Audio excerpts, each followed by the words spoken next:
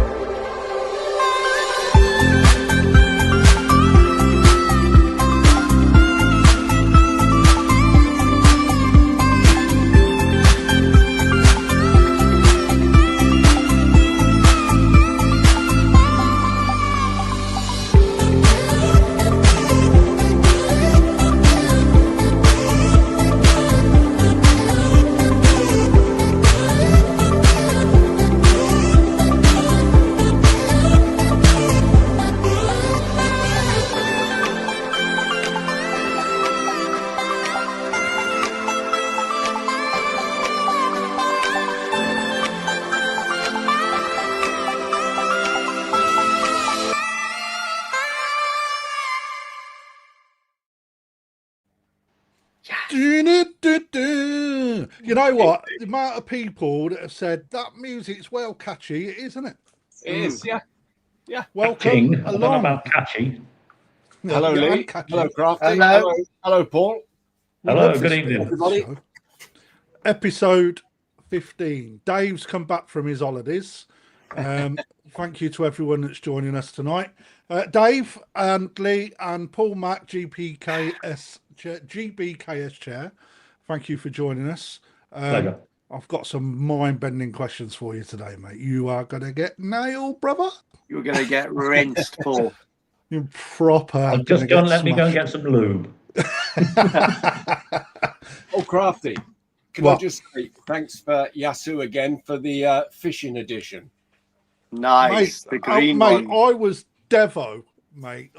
At the North of England Koi Show, I went over, right? And Matt and Carly, they are big friends of our show, right?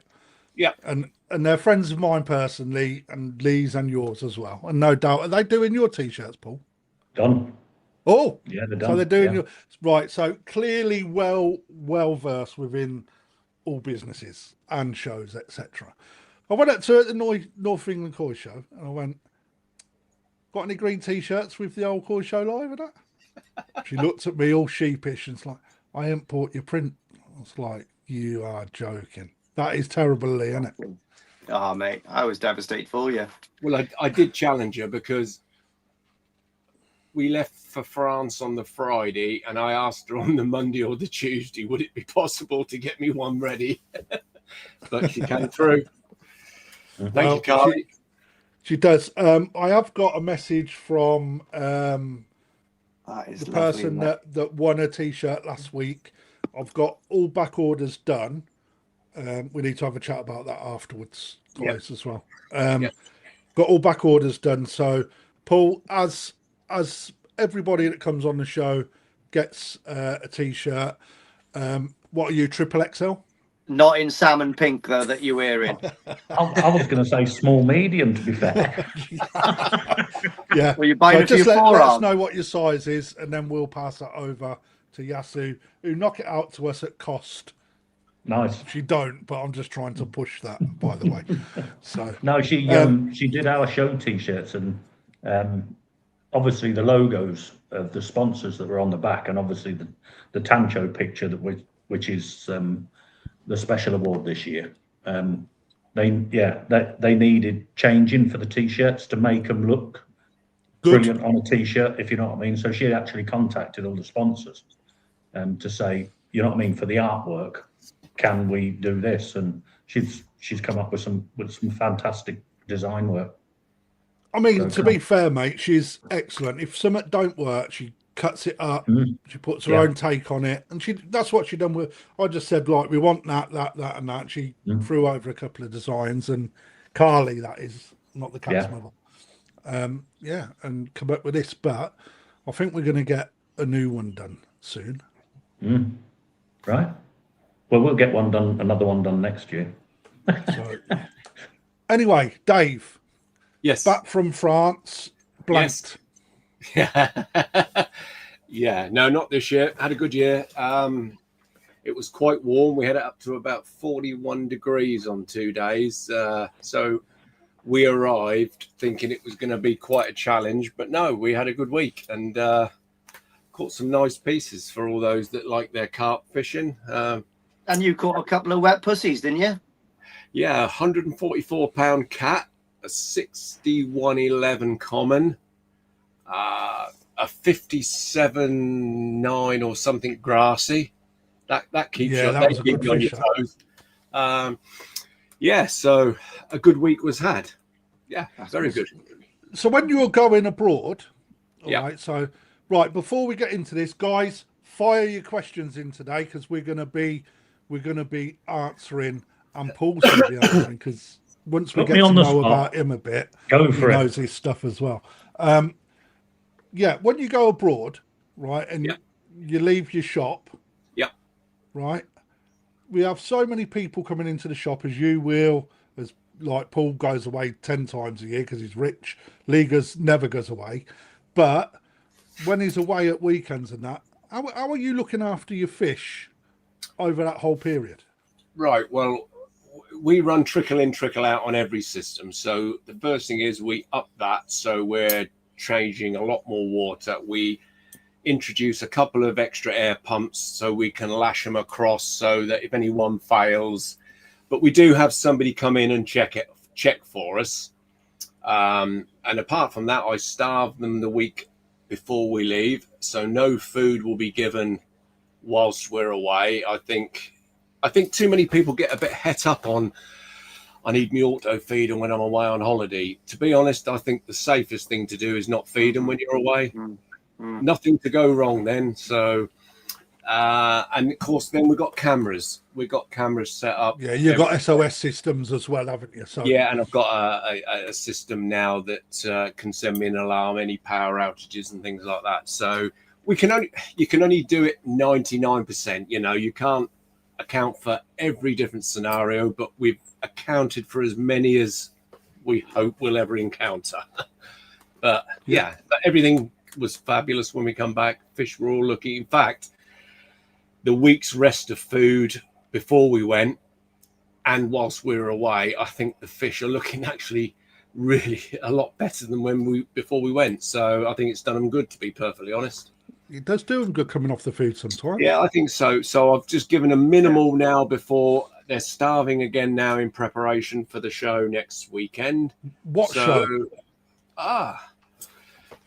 The show. Yeah. Are you trading at the Great British Koi Show, Dave? Yeah, I'll be at the Great British Koi Show again. Is this the 4th year now, Paul? Fifth year this. Really? So we've done it for 5 years, and looking forward to it. I enjoyed this show. I think it's a nice towards the back end of the year, or getting towards the back end of the year. It's a great show to go to. And is it your last show of the season? It'll be my last one. Yeah, it will be. Yeah, it'll be my last one. I know there's others, and what we hope to do this year is perhaps go and see some others on the other side of the fence this year, which is quite nice. It's quite nice to visit a show as not an attending dealer and just have a walk around as a punter. Absolutely right. It's quite nice. So, yeah. What about you, Lee? Well, this week, just concurrent activity, mate. I've been checking over the fish. They're looking superb. Like the fish that I got from that exclusively dealers event. What was that? About 6 weeks ago? Yeah, about that now. Oh, mate, the bodies are outrageous. I've been pushing them and they look superb. They're obviously starving as of yesterday afternoon, ready for the Great British, and they're looking so good. I'm so. Are you trading as well? Of course I am. I'm the odd one out. I know, mate. It's shocking, to be honest. I can't do it on a bank holiday, mate. It's just too difficult for us. Yeah. Too difficult with a shop. I need the bank holiday. It's like, yeah. But, it is what it is. There's other shows that I attend, so, know. So I also noticed, Lee, that you put a bit of carbon floss into your system already. Yeah, I just, yes, here it is. I don't know if you can see it. Yeah, I didn't use all of it. I had a little bit of an offcut, but I set up a little Tamasaba tank, and like Exclusively does, I've just used a 2-tier Montero shower as the mechanical and the biological, you know. And I thought I'd try just Mountain Tree products, so I got myself into the SKS catalogue and had a mooch around, and yeah, it looks good. Looks good stuff. Mate, that's selling like hotcakes with us. Probably down to my advertising. because I done a video on it, didn't I? And I said that you can get it from SKS and Perfect Aquatics. There you go. So yeah, you're and, the have you're you the had any reason. phone calls for pond bombs? Oh, mate, I don't sell them anymore. They're just free. You haven't watched my last video then, have you? Oh, yeah. You haven't watched my last video. Did you, Dave? Yeah. The big number. You've got thousands in stock, and he's even given you a phone number. Mate, it's just hot wired straight to EA. That's where it goes to, mate. But yeah, we're busy week for me. So the ever looming pet shop license renewal is just come about. So it's basically, mate, they do things different every year. How often do you have to do that there? Well, because we get a 5-star, we get a 3-year license that gets inspected once a year. Yeah, it's different. Well, we've got to do it every year. So this is the second time that I've done it. First time was when I first got employed, when I started. And it's changed. But, you know, no biggie. It's just a pain in the arse having to answer all the questions that you don't really need to answer. Yeah, actions on. Yeah, all that crap, mate, to be fair. You know, if you've been trading so long, you know, what do you do with an ammonia spike? And it's there the same as last time and the time before that and the time. But, you know, it is what it is. But it just gets in the way, you know, of normal business. And we've just started dropping WhatsApp koi. A couple a day continuously is what we're doing. So if you're not part of the WhatsApp group, you need to be, because you're getting some good deals come through on there. Actually, I've got another big step forward for mankind as well. I've almost set up my, you know, internal UK shipping. I put it on the back burner for a little while because I didn't feel, you know, I don't want to overwhelm myself, but now we're ready for it. It's easy. I know it's easy, but it's just like slow and steady, catch you monkey. You know what I mean, Paul, don't you? Oh, I'm slow. You know, listen, when you first get your girlfriend, you keep your socks on. You don't just go flat out. It's a safety buffer. That's what I call it. So, yeah. 100%. So, Paul Mack, welcome along to the show, sir. Thank you. Nice to be here. First things first, right? I know that you've done a podcast with Joe and you mentioned something that had gone wrong in your pond. I'm just putting it out there because people are already starting to ask. We will not be covering anything to do with the subject that was covered in Joe's video tonight.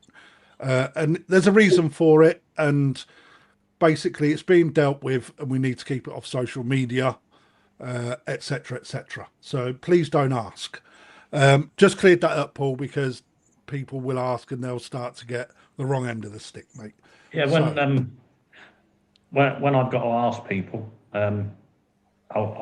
I started with Joe, so it will stay with Joe.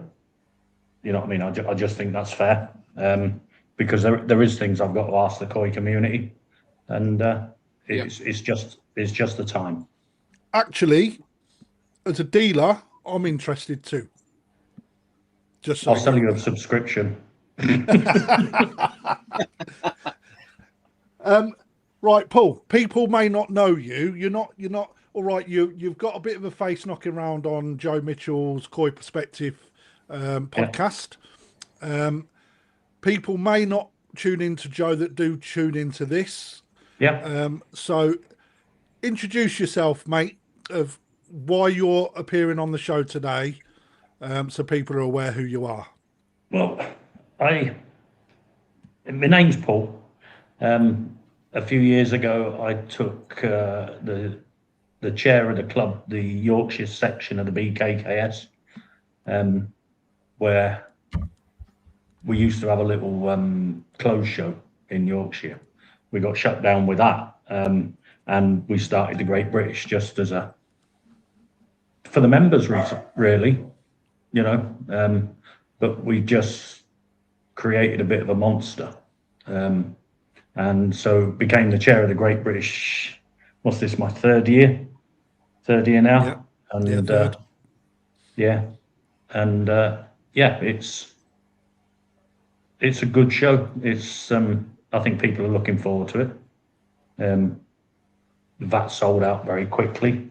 32. We only have 2.8 meter vats. We don't have the small ones. And I think there's about 11 on the waiting list still. So, but we're strictly one person, one vat. Not nobody will have Not two multiple vats. So, vats. no. So before we get all into that though, why did you become the chair? What, of the club or the show? Yeah. Are you the club chair as well? Yeah. Right. So you're dual role. So what made you want to take that on, the chairman role?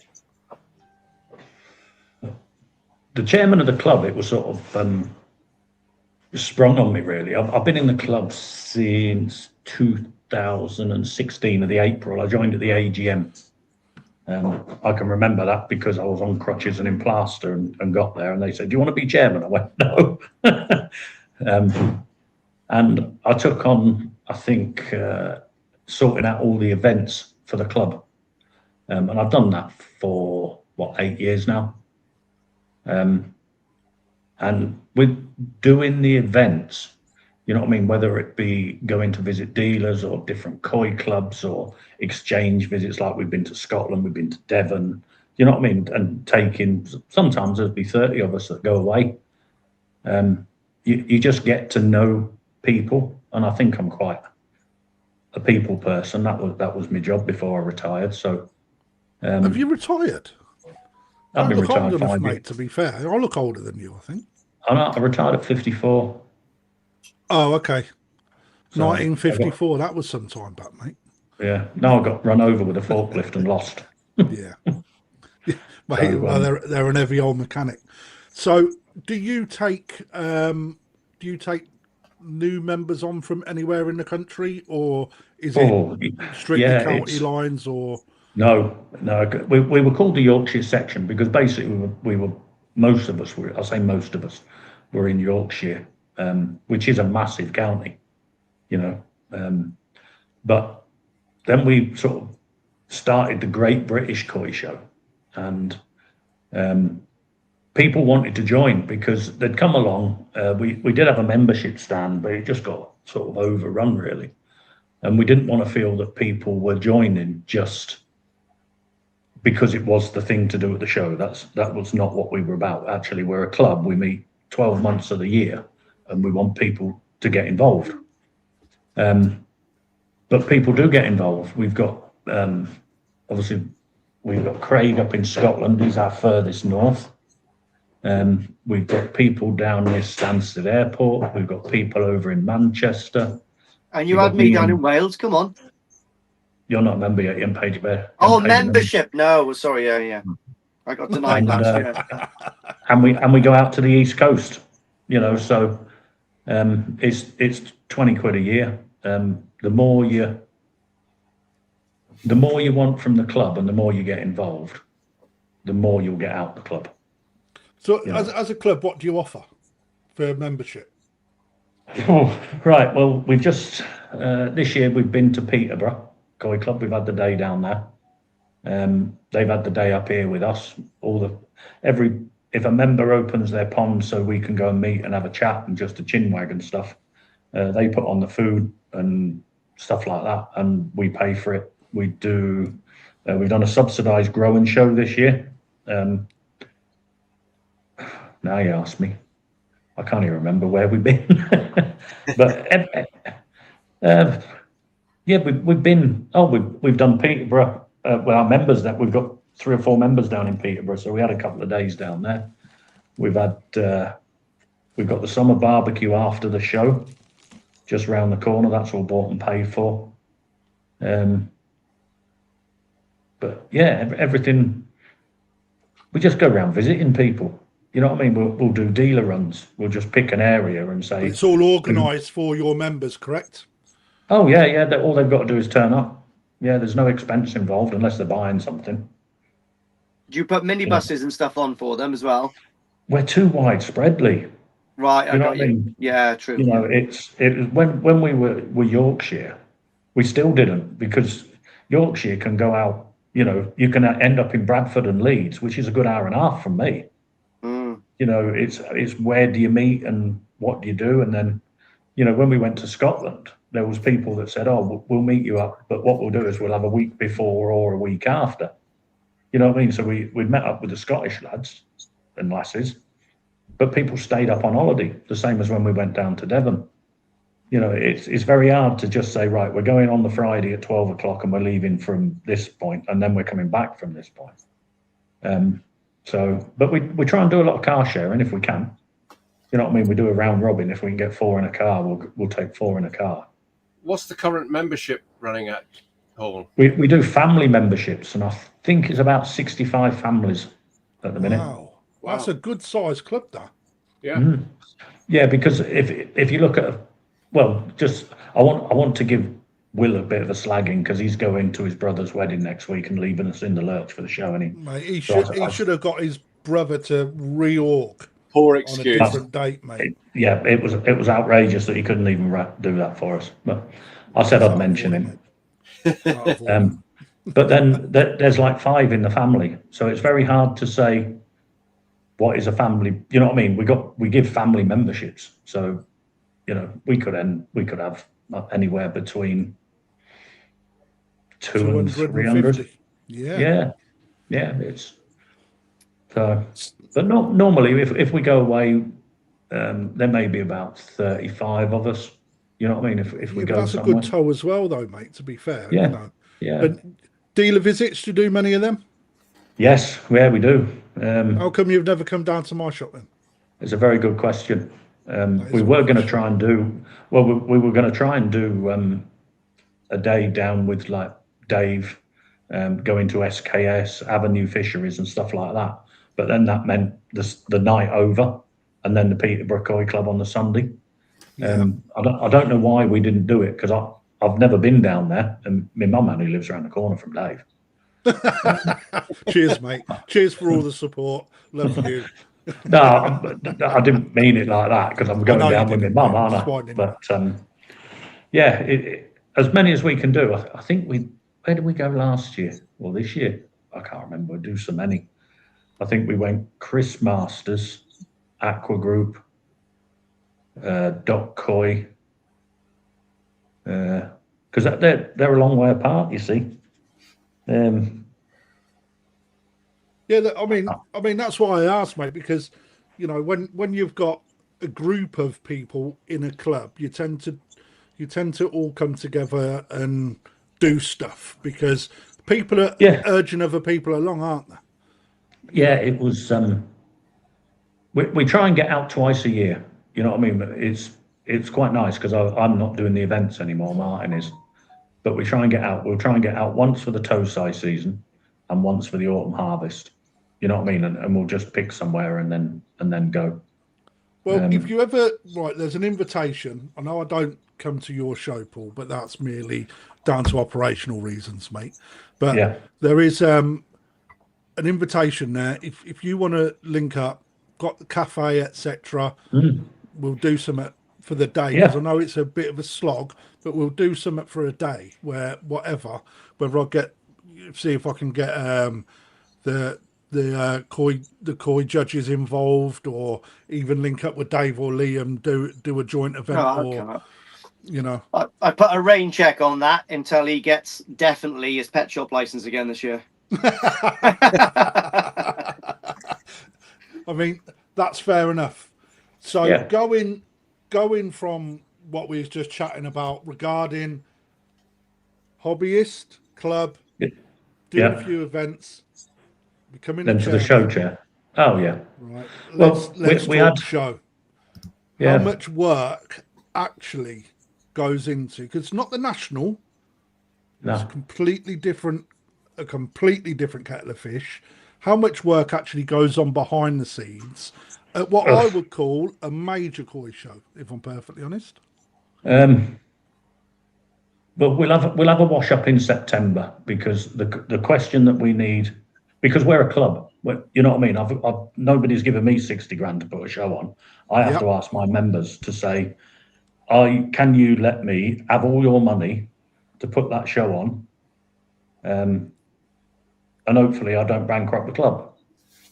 So September comes round, and as a show committee, we sit down. Phil has a rough idea of the figures, really, probably 2 weeks after knowing Phil, and just say, was it worth doing? And then if we do it again, what are we doing it for? Because that's the biggest question that we, as a club, we need to answer. Because I'm not a business.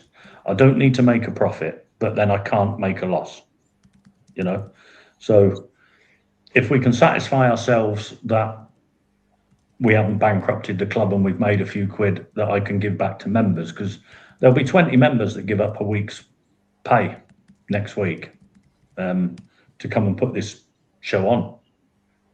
So anything I do make, I try and give back as much of that as I can to the members throughout the year, whether it's for presentations, Christmas dinners, barbecues, subsidising a little growing show and stuff like that. I try and give it all back because without their help, it doesn't matter as a committee what we decided, but without the help of members and people that come and help, the show wouldn't go ahead.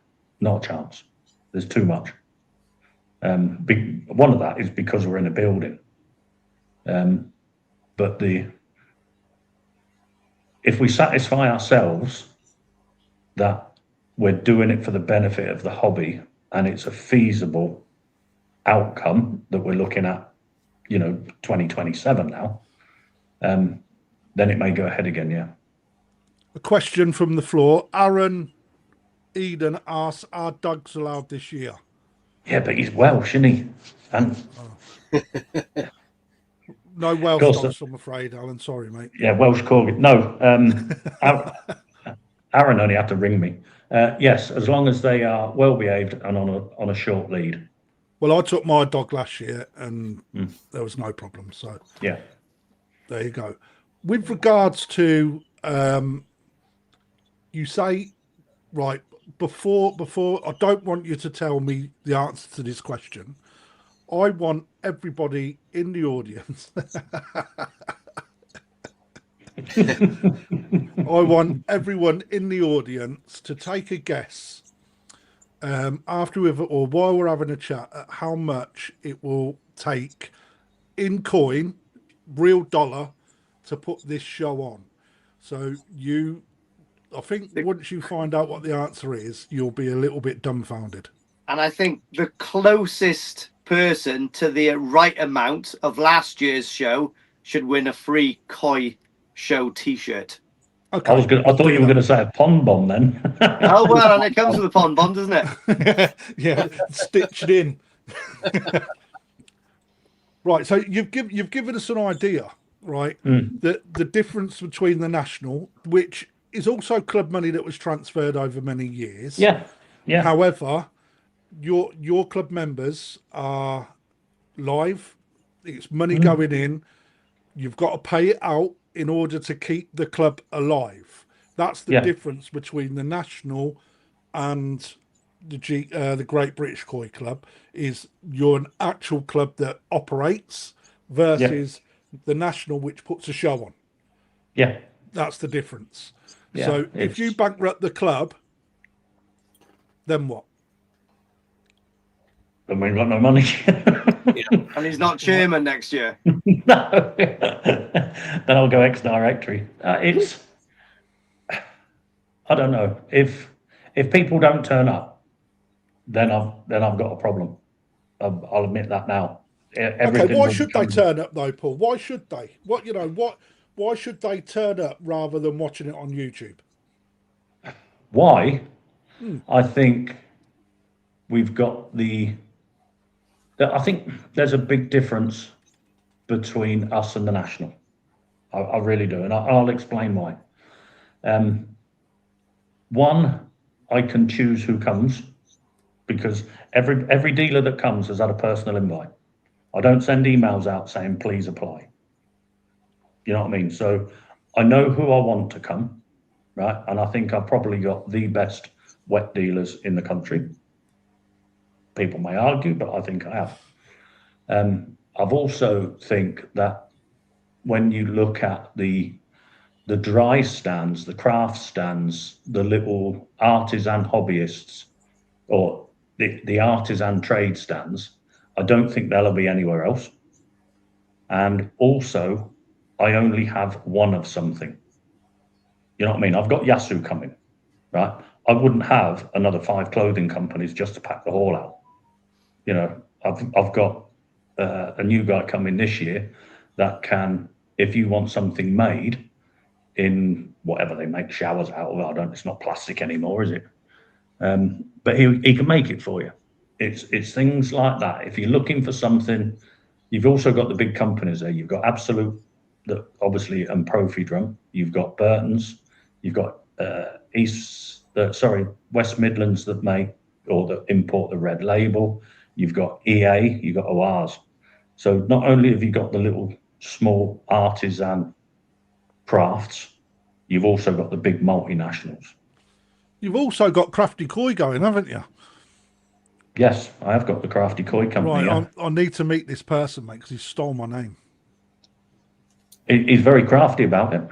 The amount of people that have messaged me and say, Crafty, are you going to the national? No, I'm not going to the Great British at all, no. I've seen your name on a stand. It ain't me. He's a club member. He is the nicest person. He only lives around the corner from me. He is the nicest person. He's got good taste. He's got what does he do? What's his stand all about? Pond. He's retired, Roy, but he is so. I was going to say anal, but that's not the right word. He's so precise, meticulous. Oh yeah, the stuff that he makes. He got a 3D printer, and you know these Japanese, you see them great big Japanese 5-foot pagodas that you have in the garden, right? Well, he made one of those, but every piece was singular, right? And he put it all together, right? And Sue, his partner, painted it, right? And that's in the middle of his display, and I suppose it's about 2.5 foot high. Right, but everything was, you know, all the tiles were cut, all the finial, everything. And he just said, I want to do this as a hobby. Can I have a stand at the show? And I said, of course you can, Roy. And we go to his, we're going there in September, and it's Sue's birthday, and they're holding our summer barbecue. But he is the nicest man you'll ever meet. So really make sure you go and pay him a visit, pick up your key rings. He does some nice lights, if I can remember last year when I was there.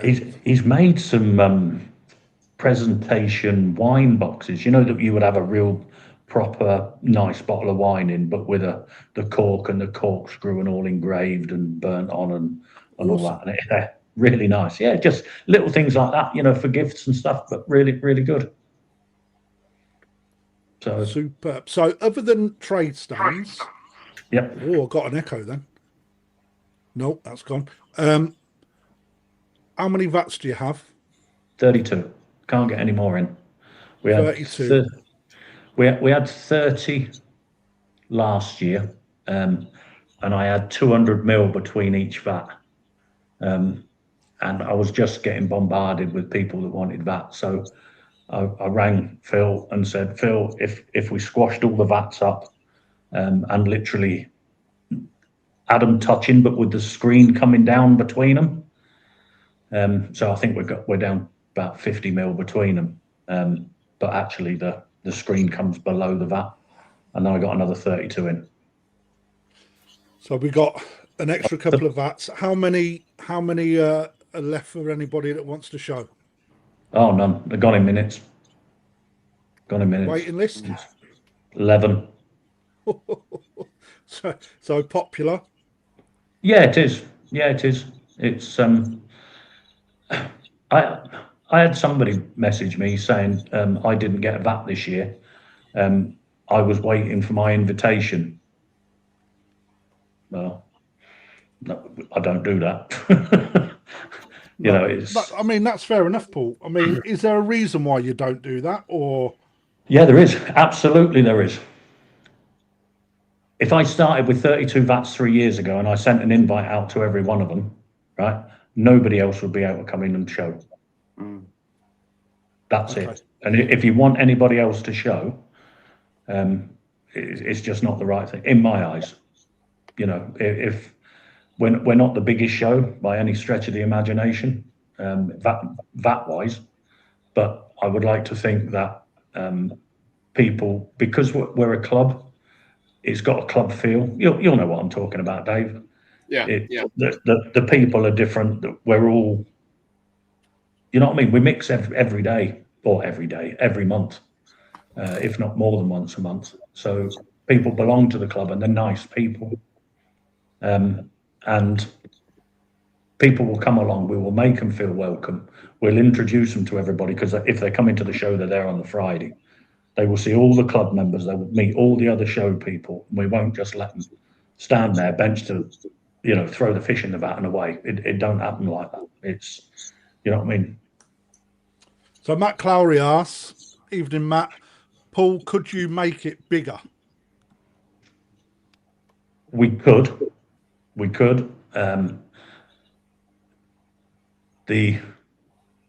I struggle to get the water out the ground. And that's because each one of those vats holds 500 and something gallons. I'm not on the water team, but I know it's over 500 gallons. Then with the dealers, I'm going to be using about 70,000 gallons of water over that weekend. So what's the outlay on water costs, roughly? This year, I think it's going to be anywhere between 1,450 and 1,700 quid. A lot of that will be dependent on weather. So, Dave, your guess of 4K has just been pretty much eaten up by about 42%. So yeah, well, 4K will pay my electricity and water bill. So here's one for you for the water. You can't get the water out the ground, but can you not get a water bowser? Because I know you can get massive water trucks, can't you, delivered? And yeah, I can, Lee, but what you have to bear in mind is we are a club. We haven't got infinite resources. I haven't got infinite people that come and help, right? Yeah. At the moment, I think we are about as big as we're going to get with the manpower that we've got. Yeah, I understand. Yeah. If I hire another hall, that's going to be roughly £6,000 to £8,000, right? We did have a look at the end hall. We'll call it Hall 4, yeah. And I can get more vats in that, but I can't get anything else in. But I don't think that's going to. There's no. If I expand the vat ring to get more vat in, then it doesn't give me any space around the outside. So all you're going to do is have a hall full of vats, right? And at say 6,000 quid, right? That's a lot of money, because then they said, oh, you can take the hall out, which we will call between Hall 2 and 3, where Shosha is and Evolution Aqua are, you know, they're like back to back.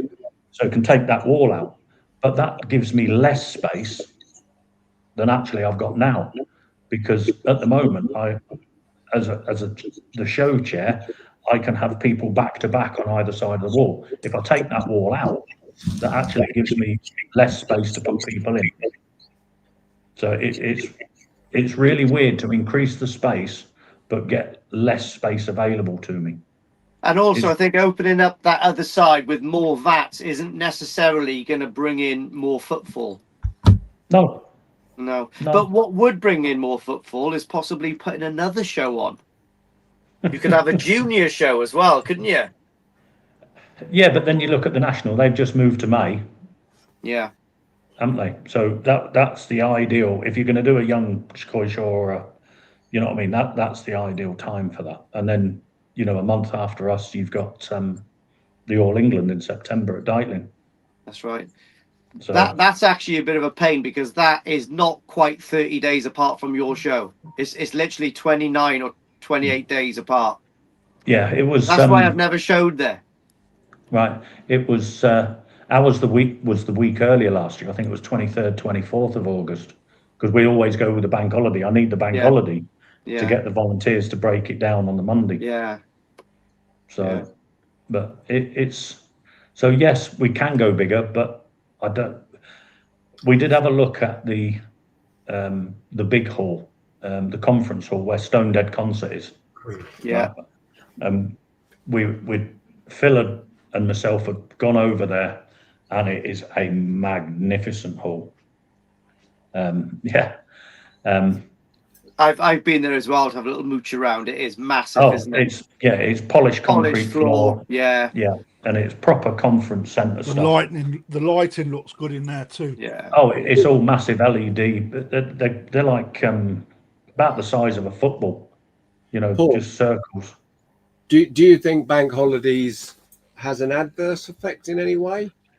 I mean, I'm only going by now. Of course, the National's gone to a bank holiday, and I look at it as not only from a dealer's perspective, but any dealer with like a bricks and mortar outlet, arguably bank holidays are a very busy time, beginning of the season for them. Also, let's be honest, Koi is predominantly for more males in Koi than ladies, and you find maybe more the ladies of the family want to go and do family things on bank holidays as opposed to going off to a Koi show, so it can jeopardize footfall. I don't know. Do you know, a couple of years ago, when it rained at 45 degrees, it was absolutely bouncing on the Saturday morning. And I'm thinking, we're in real trouble here. You know what I mean? The rain was coming down at 45 degrees, and it was the best Saturday attendance we'd ever had. Yeah, because it's indoors. That's because it rained. That's because it rained. Exactly. But a hot day, and then they do the opposite and go to the beach. Or go and it's the thing is, I look at it as, from a personal point of view, I wouldn't want it on a bank holiday. But then, how do I ask people to give up another day's pay to come and break it down? You know what I mean? So I think we had 15 there, because it takes us a week to build, right? But I've got to be out of there by Monday afternoon. I've got to be out. So whatever we do on the 4-5 days that we're there has got to be gone in 8 hours, because we have to pay 25% of the building of the loan cost for a breakdown day. So and that's as it is. If it runs into that, then if it runs into 2 days, then that's 50% of what we're paying for the weekend. The difference between making anything and losing a load of money. So, and it is the hardest day. We had a couple of lads, Paul Clark with Sparky and his brother. They stayed until 2-3 o'clock on Sunday night into Monday morning, just emptying vats, because it's not as though I can just open the valves. I have to pump everything out. Everything has to be pumped out. There's 16,000 gallons of water that's got to be pumped out. Do you allow any volunteers to come and help if they're not part of the club? Of course we do, yeah. We have loads, and they're more than welcome. How can they get in contact with you if they're watching the show and want to give you a few hours? Well, you've got my number. Lee's got my number. Dave's got my number. Yeah. If they want to contact you, I won't say my number on here now, because no, of course not. You know what I mean? Yeah, that's it. Yeah. So, guys, anybody out there want to volunteer for potentially helping to set up and break down, just contact either of us, and we'll forward your names and give you your numbers to Paul. 100%. And people do come along and they stick with us, because although it's hard graft, we have a good crack as well. It's not, something. What I really liked about when I traded at yours, mate, from a dealer perspective, was when the girls come round with a can of pop and a sandwich, mate. And I'm not just thinking of me belly, mate, because honest to God, when them doors open and it's a nightmare, the masses come through in, mate, you are 110%. What, you can't come away And if you can, it's literally for a toilet break and back. So trying to get a break is really difficult. That makes such a massive difference. In fact, I'm one up with you this year. I've got Brandon from Aqua Aeration Solutions to make me a catheter. So I don't have to leave my stand, which I think is going to give me the edge over Dave this year. Are you going to run that outside to the Lee? I could have done that. Yeah, no, it's just going to a P-sack with some Z-light on my hip. No, I'll say the same as Crafty. I thought that part of the show was fabulous from day one, almost to the point the ladies almost force you to have something to eat, and I mean that in the nice sense. But they're that forward in making sure that you're fed and watered. It's fabulous. That's so true, mate. It's so true. I mean, forgive me for not knowing the names. I'm rubbish with names. You know that. But I remember saying I don't want nothing, and mate, 20 minutes later they're like your nan coming back. You sure you don't want something like they know if you ain't had nothing, they come back and like you've got to have something. But the thing is, Crafty, you're coming to which is essentially a club show by invitation, right? So you're treated as part of the club because we've invited you in. So we will treat everybody as well as we would treat any other club member that's there. I mean, as much as we can. And absolutely right. For me, and I'm going to, in fact, before I answer, right, the difference, what do you see the difference being between any other koi show and the Great British? Dave, Lee, why should people attend? What makes it different? Well, I'll be honest with you. I've been an exhibitor there every year it's run. Apart from this year, I'm lucky enough to get a wet stand there. Now, for me, being an exhibitor for the last 5 years there, it's just a lovely environment. Everyone is so friendly. The camping, the community with all the exhibitors camping on site is second to none. And we're just treated like, well, family members there, basically, at least. Club members, we're always invited in to have some spaghetti bolognese or, a bap in the morning, something like that. And it's a really nice show. It's inside. I think the venue's really good. It's inside. You've never got a hassle with it, with the weather, whatever's going to happen. The water's always really good. My fish are always quite happy when they're there, and they settle in really well when they come back as well, which is really important, I think, for any kind of show. I think it's just really a nice show. That's it, really. It's top notch, really, isn't it? That's it. Dave, we try. Yeah, I mean, I'll echo what Lee said. I mean, the show is so friendly. If anybody's never been to a show before, and if anybody is showing there for the first time, I think you're going to be really quite surprised how well you'll be received and looked after because as you know, Paul, we normally go on the Wednesday to set up. So you do. The banter starts then, really, doesn't it? It starts from the Wednesday and it rolls on until we roll out of there Sunday. So the atmosphere of that show is superb, and I quite like it the way there's a good atmosphere all weekend at that show. All weekend. I think what makes the different atmosphere is that nobody is enclosed. You can stand, literally, Dave, you can stand there, you can look all across the show vats right way into the first and second hall. There isn't, you know what I mean? You can say, here comes the rush, or, you know what I mean, it's gone quiet, I'll nip for a pee, because you can see people moving around. Yeah. If that makes sense. But you overlook the whole show ring. Yeah. And I hope as many people who watch this and who get to watch this in the next coming weeks, or next week at least, do make an effort and come and support the show, because I am a firm believer that koi keeping for us starts with the shows. We need the shows as much as the hobbyists probably need the dealers to attend them. I think it all works hand in hand, and I just love the shows. I always have done. That's why I've done them for 20 odd years, I guess. Do you know what I found about the shows? My first show was in 2018.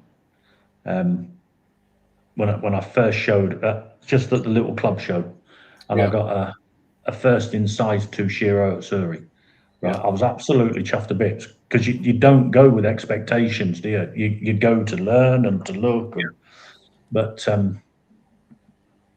I just find it that you can turn up at a show, you can meet somebody, you can have a right good chat, and you may not see him for 12 months. I know, but you will remember that person if you come back to the Great British. You will remember that person, and you will pick up where you left off 12 months ago. Yeah, that's so true. I mean, I think that's one of the biggest things I enjoy at the shows because, you know, we've been going long enough now. We've got customers as far as Cornwall and as high as right up in Scotland.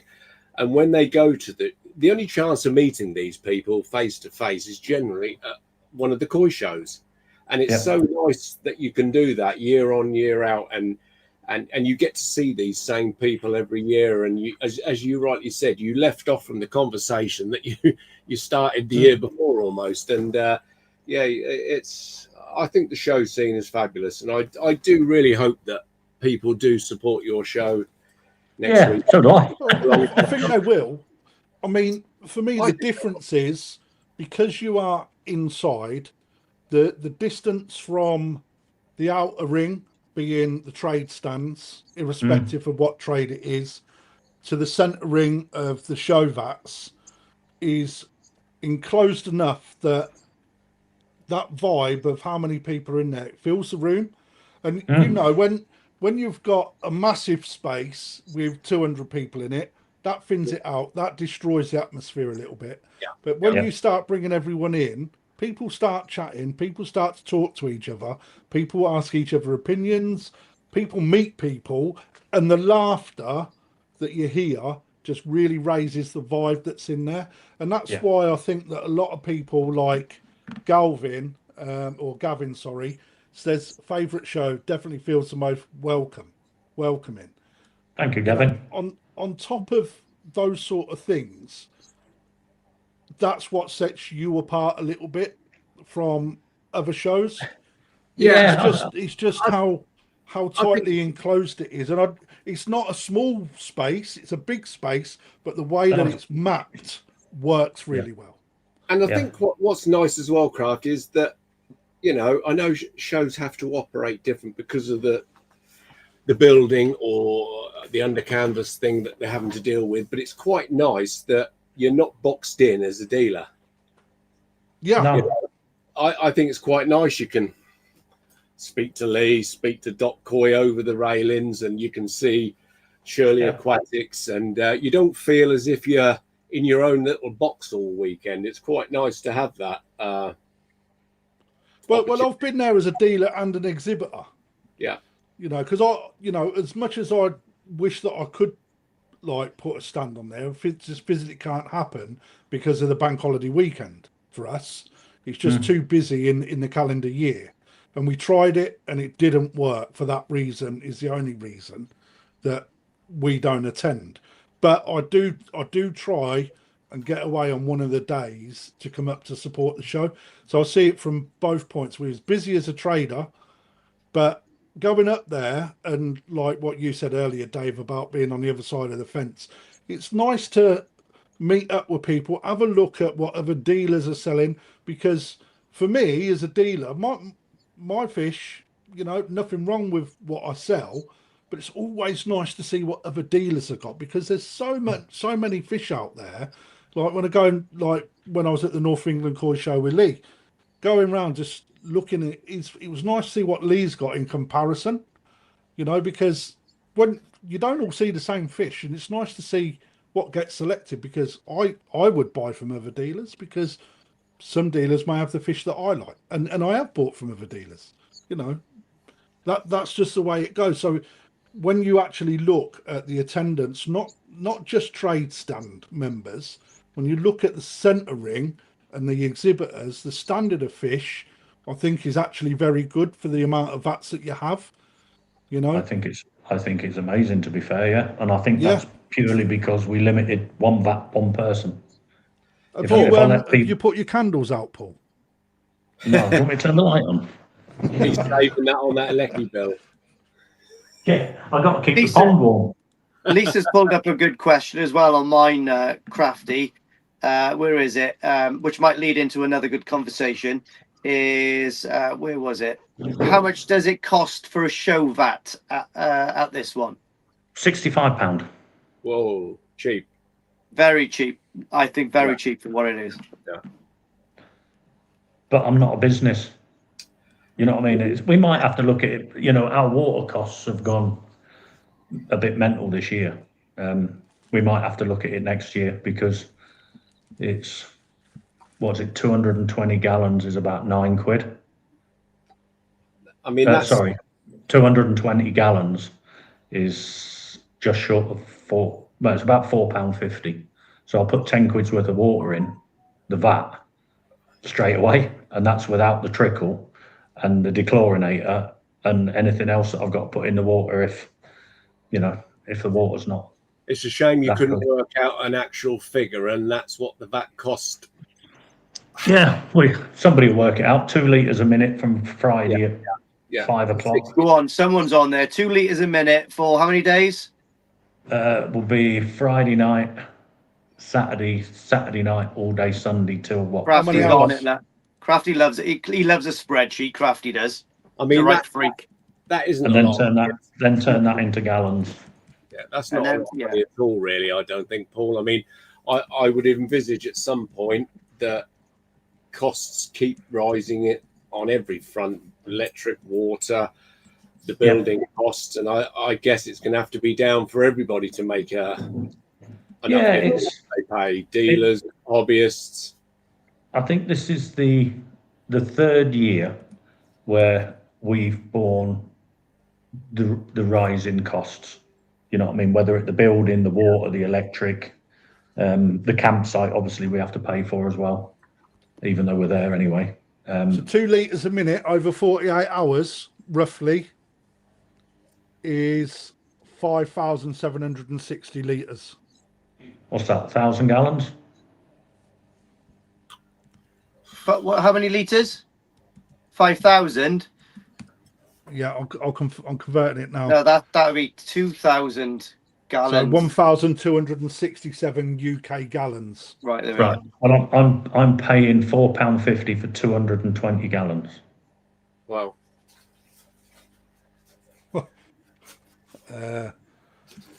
So start with the 500 that's already in there, and 1,700 gallons then, yeah, ish. Can you not put a question out? How many vats have you got? 32.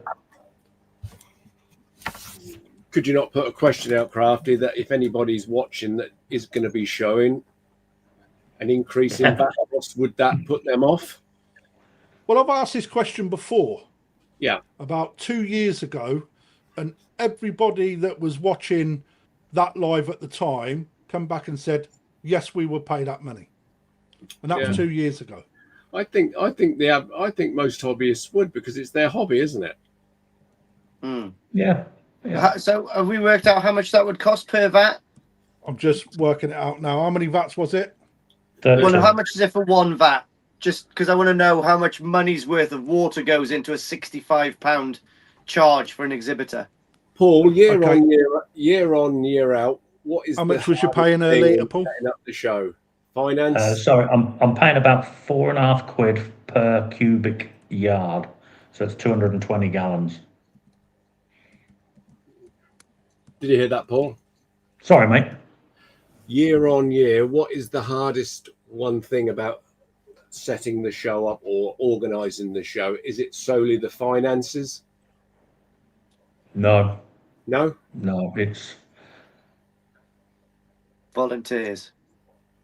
£25.92 is what you're paying per vat. Water. Is that including the 500 to start with? No, that's just per vat. Yeah. So then you got 500 gallons on top of that, so another £9. Yeah, that's without any treatments. Yeah, that's without the dechlorinator or the 300 quid I'll spend on Prime this year.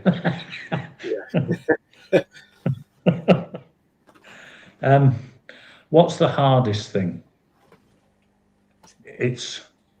For me, it's just a constant slog. You know what I mean? We'll have the wrap up in September, and we'll decide then, was it worth it? What are we doing it for? Do we want to carry on? Because some people were there 8 days, like Malcolm's got his feet in salt water. They were just blistered. You know what I mean? It was just, and he says, never again. Then give him a week, and he went, yeah, we'll do it. As a dealer, we say that after every show. Yeah. But the thing is, we're doing it for nothing. We don't get nothing out of this. Yeah, of course, yeah. Not a thing. We don't ask for anything, and that's what I said. If I make anything at the show, it is purely given back to members on anything I can give them. But I'll start if the committee say yes, then I'll start working on it in November to try and get my sponsors in place. Because without my sponsors, I know it sounds strange, sponsors, right? But I've got 8 sponsors. So one of those is the food FD. Don't see any of that. Darren is the plaques with absolute profies. Don't see them. Shosha is the crystal. So don't see that. You know what I mean? Justin, a beautiful koi, bless him. Brilliant. He's paid for our T-shirts. So that saved us 4 figures this year that he sorted out with Carly. But that has all gone. I don't actually see that. You know what I mean? People say, what do you spend on prizes? Because, you know, you might go to one show and you get a plate, and the other show you get a trophy. Well, my crystal bill this year was 1,918 quid. Right? That's just for the guys from Shosha Koi. And then the plaques will be 1,700 quid. There's one there. Yeah. Do the polish that, son. I know, it's got all my koi teeth in it though. And a dust.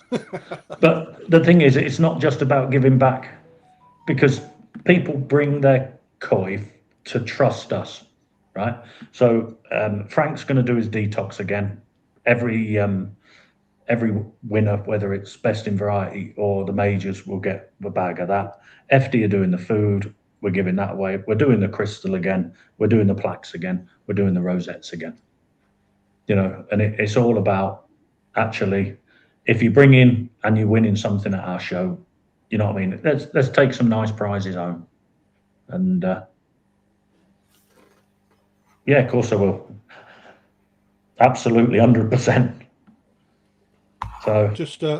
So just for those listening when they're driving and not listening to the live, Matt Clary asked, could you open it up to sponsorship to companies not associated with koi? Responsible? Yeah, absolutely, 100%. So it's anybody that wants to get involved with sponsorship, again, contact SpaceX and Tesla. I'll get on the phone. Well, the thing is, I always, like all the sponsors, I try and give something back. You know what I mean? It's like Darren will do the plaques, Mike will do the crystal, FD will do the food. You know what I mean? We don't see any of that, but actually I try and give that back with the advertising. You know, it's the same as the raffle prizes. If somebody wants to give me a raffle prize, I will advertise it. The show layout has hit 32,000 looks this year. Now, apparently they're all going to turn up with their families. That'd be nice, wouldn't it? Lisa Leach states this, Paul. You've got to watch. You don't overprice the VATs, as some won't be able to pay it. A small extra increase won't be as bad. Absolutely. And this is what I'm saying. It's a very much a balancing act. I'm not in it to make a profit, but then again, I can't bankrupt the club. So if I can reach a happy medium, so that's why my sponsors like Ryan are so important, and Greg and Craig at Aqua Group are so important to me, because they're money that's coming into the club. I don't know how much it's going to be. I've got no idea. But like EA, they're brilliant every year. Fantastic. You know what I mean? I just say, will you sponsor it? Yeah, it can have the same pitch, done, finished, done. And it can be as quick as that. I think that comment, a small increase. A fiver. But if we're seeing a fiver doesn't make a difference at all over 30 VATs. A fiver's. No, and this is the other thing you have to weigh up, Dave. Right? Yeah. So we're at 65 quid, right? So if I put it up a fiver, right, and it gets on somebody's nerves, right? I've actually raised what, 150 quid? Do I need that for 150 quid? No. Or can I find that 150 quid somewhere else? Because that's only 20 people coming through the door. You know what I mean? And you're sitting there and you're thinking, do I? It was like, do I put the price up to £8.50? You know what I mean, for entrance, or do we just leave it again at £7.50? So we leave it again at £7.50, knowing, hoping that people that come last year said it's good, and they might bring a few others, so that wouldn't put off. You know what I mean? All these things. You know something in Japan, though, Paul. Right? I believe you've showed in Japan. Am I right or wrong? No, you've not. I can't afford that. So this is exactly my point, right? If you pay a fee per fish. Yeah. Not per VAT. Yeah. Right? And I know that it's Japan, and I know that it's supposedly all of the best fish in the world. All right. We know full well that's not the case. Right. But when you're looking at the other increasing costs that we're seeing in the UK, and that's everybody, all right, club included, right? Yeah. We've had guesses on how much it would cost to put a show on. All right. Give us a ballpark figure, Paul, on how much it costs for you to put your show on. Round about 42,000. 42. Let's have a quick look at some of the guesses, because again, you're not getting that money up front, right? No, we well, all the money from the trade stands is in now. You know what I mean? So that's in, and I think Phil's, well, I know he's squared Newark up, but then we've got costs that will come after the show. You know what I mean? Like your electricity and your water and your cleaning bill, because we pay hundreds of pounds in cleaning. You know what I mean? Just Eurobins and waste bins and cafe cleanup and, all that sort of thing. Well, closest so far. There's not been many. Not been many. That's only because he keeps asking me how much it is every time I speak to him. 12 grand. Wow. 12,867 to be exact. I think I pay more. Alan's still living in the dark ages, I think. Ollie that works with me says it's a tenner and a kebab. I think he's worth a t-shirt just for that answer. 30k from Knight's Koi. 45. Oh, who did we have before? How much was it? 42. On my channel, I've got a couple of 45s and a couple of 40s. So yeah, they're all in between. I see it all on my screen anyway, Lee. Yeah. So 38 from Phil. 40. That's the closest so far. But that's 15, why it's so important. I know for people that are turning up and pay £7.50 to get in, but 22, it's 18, so important for people to turn up and help us keep this going. 2.5 £7.50 and 4. So I think the closest. That last one is bang on. Look. I think it's about 40. I think that's probably my closest. I really don't get involved in the finance of the club, if that makes sense. No, but I think it's gonna surprise quite a few people, Paul. Just exactly how much is needed and required to put on a show of that stature. Yeah, yeah, it's because it's things like car park attendance. We pay night security. We pay Friday and Saturday night. You know what I mean? It's add-ons. All these little things. It's like Seachem Prime. If I get a problem in the vats where the ammonia spikes, or you know what I mean, whatever it is, that I have to have enough prime to get me through the weekend, and that's 300 quid. Yeah. You know, dechlorinator, bless Moritz and Aquadistry. You know what I mean? He sees me right with Fish Protect. Yeah. But that would be 350, 400 quid just to chlorinate the water. Yeah. So the attendance, Paul, has it year on year grown at all, or has it now stabilized at it's stabilized round about I think the best we had, because a couple of years ago we changed. I know this is going to sound a right politician's answer. Right? I know. But we used to charge. It was something like under 12's free, but 12 to 16 or something was £2, because then we'd have banners, badges, thingies to count, if you know what I mean. Yeah. But now it's people. So really, we're only counting adults. So we're averaging out about 2,000 paying adults. Paying adults, right? Okay. Paying adults, yeah. Yeah, yeah. So if we can get to 2,200, I'll be absolutely chuffed to bits. You know, well, it's, hopefully it'll happen this year, Paul. I see no reason it shouldn't. I don't. I think if you're looking to start a koi pond, if you want anything for your garden, we're lucky enough to have Pat coming from Hippopotter in Maples, Aces, the working Acer farm, and they're always a big attraction. She came a couple of years ago and bought a lorry load on the Friday, and I think everything about 6 foot and over was sold to dealers on the Friday night and exhibitors, because she was absolutely gutted that when she opened up, she only had the smaller ones to sell the public. You know, but yeah, I mean, they're I think now, Paul, there's one thing for sure. If this show did decide not to go ahead, it would leave a massive gap in the show scene now, because it's become a show that everybody wants to go to and everybody talks about, isn't it now? So it would be a great shame if it didn't. Yeah, I say we've created a monster in the nicest possible way. Yeah, yeah. The actual work that starts in November, because I try and get the sponsors. Then we've got to decide on, because the show poster that I started, we would always have a special award, because awards are another topic altogether.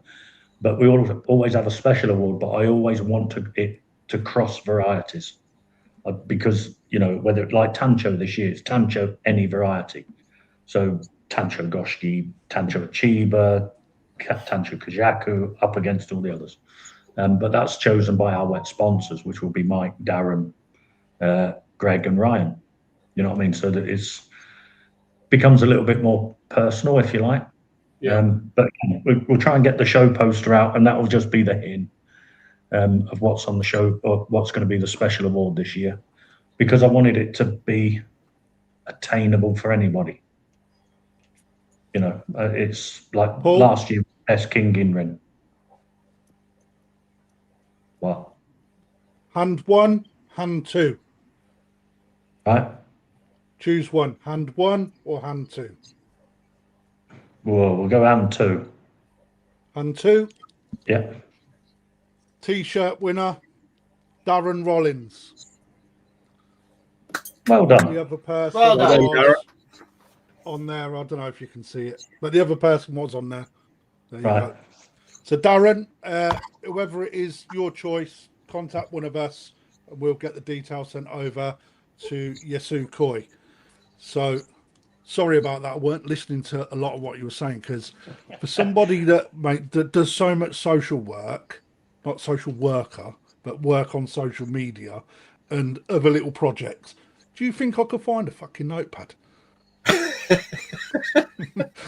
Like literally nowhere. The missus has definitely hid them. That's not where I put them. So, but anyway, well done, mate. You've got yourself a T-shirt. Your special award, mate, is what I'm assuming you was talking about. Yeah. We've done. What do we do? Any Ginrin. This year will be any Tancho, any variety. Because that's going to open up a little bit of discussion. Yeah, and that's what it's about. How many Tanchos are there? Well, officially, there's only 3. Well, there isn't there. But if you bring a Tancho, that's my point. I'm being a knob as always. If you bring a Tancho Kajaku, it may be absolutely fantastic, but it won't win best in variety. It's not got a pattern. So it's not a Tancho. So you've got not a special variety Tancho. Is that just to challenge the judges this year, Paul? No, absolutely not. No, we did best Ginrin last year, any variety. It was just happened that Carl's Kahaku won it last year. You know, won the best Ginrin, but any Ginrin. So this year will be any tancho, whether it be goshki, achiever, kajaku, anything at all. But that will cross all varieties, all classes. Anything tancho will go in and be picked by the wet sponsor dealers, because there is so many tanchos. How many tancho kajakus? How many tancho achievers? Budo Garomo, all that sort of stuff. Then it would just be a bit of fun. What about reverse tancho? Oh, that's a good point. If I get one, I'll let you know. But it won't. Does it count? One of the coolest tanchos I seen in Japan a few years ago was in Nagamis, and I seen a Karashi guy with a black tancho spot. Yeah. It was sick. But it's we've got to think of something to do next year. I've got an idea, but it's best short-bodied koi. No. Best Tamasaba. No. Why not? But thanks for the offer. No. No, we might. Short-bodied koi. We haven't in the done. Comments. Best for a special award for next year. Let's give Paul some ideas. Yeah, because we've got 140 people watching, mate. So I'll tell you potential ideas. I'll tell you my idea now, right? You look at all the different varieties that are coming out now, whether it be your Aragokis, whether it be your golden corn. So why don't you do best Aragoki? That's just yeah. Why don't I do most unique? Because that spans everything. Yeah, you could do, but do you know what? When I was walking, me and Ryan was walking around the National Koi Show. Why don't you do an award for best presented vat of fish or something like that? Or has it got to be a variety? I've got to have something to put on the show poster, Lee, and that's me. Okay, I've got you. I really like the fact that you don't put the GC on your poster from last year. No, I like that. I mean, it's I don't think winning the GC. Everyone seems to have jumped on the bandwagon that the GC must be the advertisement for the next year, right? Whether or not a tradition, that I don't know. I like different, and the fact that you've gone. Yeah, it's good. No, it's good. It's a good idea. It's a very and also the way that Paul does it, it's normally always a different fish. Well, it will be a different fish every single year. Yeah. Best GC, it could be the same fish year after year. 3 years running, yeah. Exactly. But it also could be the same fish on someone else's poster, because GC, a Chips GC from the National, if he was showing at the Great British, is a bloody good chance it could be GC there as well. But I think that what I try and do as well is look at what people are buying, not just the people that show fish, but actually people that come to the show, what they're buying, right? I've seen so many Tancho Kajakus been bought. You know what I mean? People have bought boxes of them in. I've seen Budo Garomos, especially from Agata. They was all crap. Yeah, but Budo Garomo, there was quite a few of them in the Agata auctions that flew out. But there was a lot of them for sale last year. Full stop. They seem to be the fish that the Japanese sort of like shocked us with, because we was expecting more Ginrin, Gosanki, and they was actually few and far between. Yeah, it was. I just, if somebody wants to come to the show, I think that if I put out, I don't know, just call it best unique or most unique, actually, that gives everybody that comes to the show, wants to show, has got a chance. Best Aragoki. That would really annoy Alan Tate. That's actually a really good one, to be honest, because they're really popular at the moment. No, but seriously, that's a good shout. Yeah, but if we did unique, it could cover everything, couldn't it? Yeah, it could do. You can have a unique anything, can't you? Absolutely right. I think it's a great award to have, because it gives something new every year. Yeah, it's not the run of the mill awards. It's although you've got your you've got to have your GC, adult, mature. Yeah, your 13 show classes. Yeah, I just want I want something to cross over. In fairness, there's cracking looking koi every year that you see that you just know are not going to win in that category. Yeah, or that variety. They're not going to win, but actually they are stunning koi. But they're just. You know what? different. Couple of years ago, it was about that. It was opposite Ryan, would have been about that 28, 29, right on the corner. There wasn't one Go Sankey in the vat, and it was an absolutely stunning vat. You know, there was Goshki, Ginrin Goshki, Kage Shiro, which caught, you know, when you just look at something, you go, wow, that's a proper Kage Shiro. And they never took anything because they were, but for a vat of fish and a pond of fish, you just thought, do you know what I mean? Absolutely staggering. And that's why I got the idea that actually these should be in the mix for an award. We call them, they're part of our majors, because my ideal would have been, which I'm still floating around, I wanted an award in every size. That was my ideal. When we were toying with the idea of having a size 1 mini champion, but then you look at it, 2.8 vat, maximum of 14 fish. I could have had size like 14 size 1s to try and win the mini champion in a 2.8 vat. Not only would it be a nightmare to bench, you know what I mean, but it's not. So we've stuck with baby, but we introduced the junior 3 years ago. We called it the junior champion, even though I had to keep rewording everything, because at the time we were part of the BKKS, so I had to call it, what do I have to call it? Best in size 3, our junior champion, you know. So then we got young adult, mature champion for us will always come from size 6. We will have a superior champion in 7, and GC best in show, without obviously no size category, because you can't put a size on GC, can you? I don't think so. You can't, can you? You can't say it's got to come from size 6 and 7 because it's best coin show. That's the only description, isn't it? Yeah, totally agree. But, right, so some of the comments, Go on, then. Lee, Dave, Rachel says, apart from me and Dave, who's a partner, I've blagged it with her kids. Koi shows we've been to so far, kids aren't allowed. However, she's braving it with a family, so you need to watch out. There, a bunch of they come to our shop all the time. Just offer them ice cream. It quietens right down. Do you know what? Hey, I tried to get a Mr. Whippy ice cream, right? So I'm thinking, can't be a big issue, can it? Just tell the guy, turn up. There's like 2,000 adults and I don't know how many kids. Did you have to guarantee it? I bet.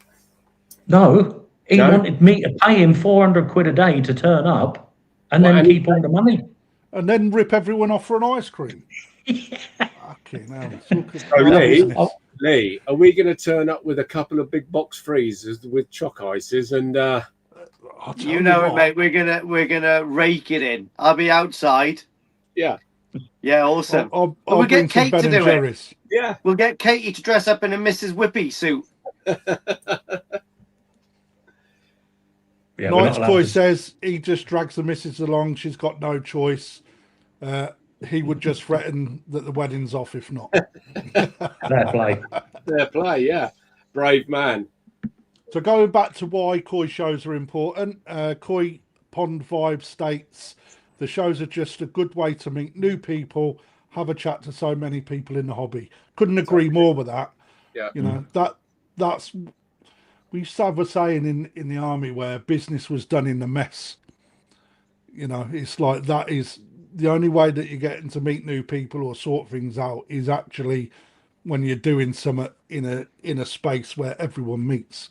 Well, we never get, or I never get feedback. So I watch a lot of the YouTube videos to see what people think of it, because you know what I mean, they're honest, they're going around and doing it, and it's quite funny that actually that YouTubers all sort of gather just outside or just in front of the entrance, and they're all chatting to each other, filming each other.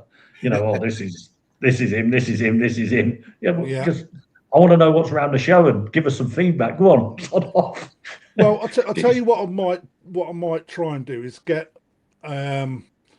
all of the show chairs from the UK on at the same time with us, and we'll open the floor for feedback and discussion, right? So you can all share each other's little misdemeanors, right? Because you guys don't talk enough. I'll be perfectly honest. Well, we were all governed by BKKS rules, and we are to a certain extent with the Koi show rules, you know. Of course you are. There's some interpretations on things that I don't agree on with other shows. Yeah, but if we get feedback from the floor, the people come in, right? It may be the fact that we can spark an idea that you can take on, or you can eliminate. Absolutely. I'll take anything. Yeah. And not only that, but we get everyone together. We're all like-minded. We all like turning up, looking at the shows. We all like to be part of the shows. We all like to run the shows. We all got koi clubs. Yeah. You know, why don't we meet in a good little room like this? Put it as like an open meeting to everyone that wants to watch. Get your gloves on and just mill. Yeah, and you know. Do you know what the back of Dave's chair looks a bit dodgy, doesn't it? I know. Yeah. Looks like an upside down pair of lips. You want to see what's under the desk.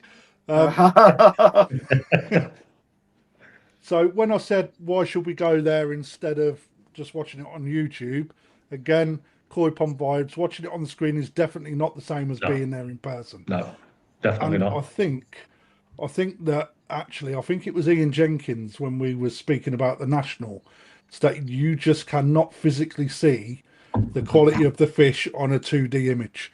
Being there and seeing it is completely different. Yeah. Do you know what? I can second that, because you never get an idea of the size of the fish. Don't matter how good it is, don't matter how big it is, you never get an idea of the size. And that's for instance, my dad went to the Grand Canyon, right? And just sent me a picture. He said, "Oh, we're at the Grand Canyon." I thought, "Now, special, is it?" Canyon. Yeah, but you don't look nothing on a picture.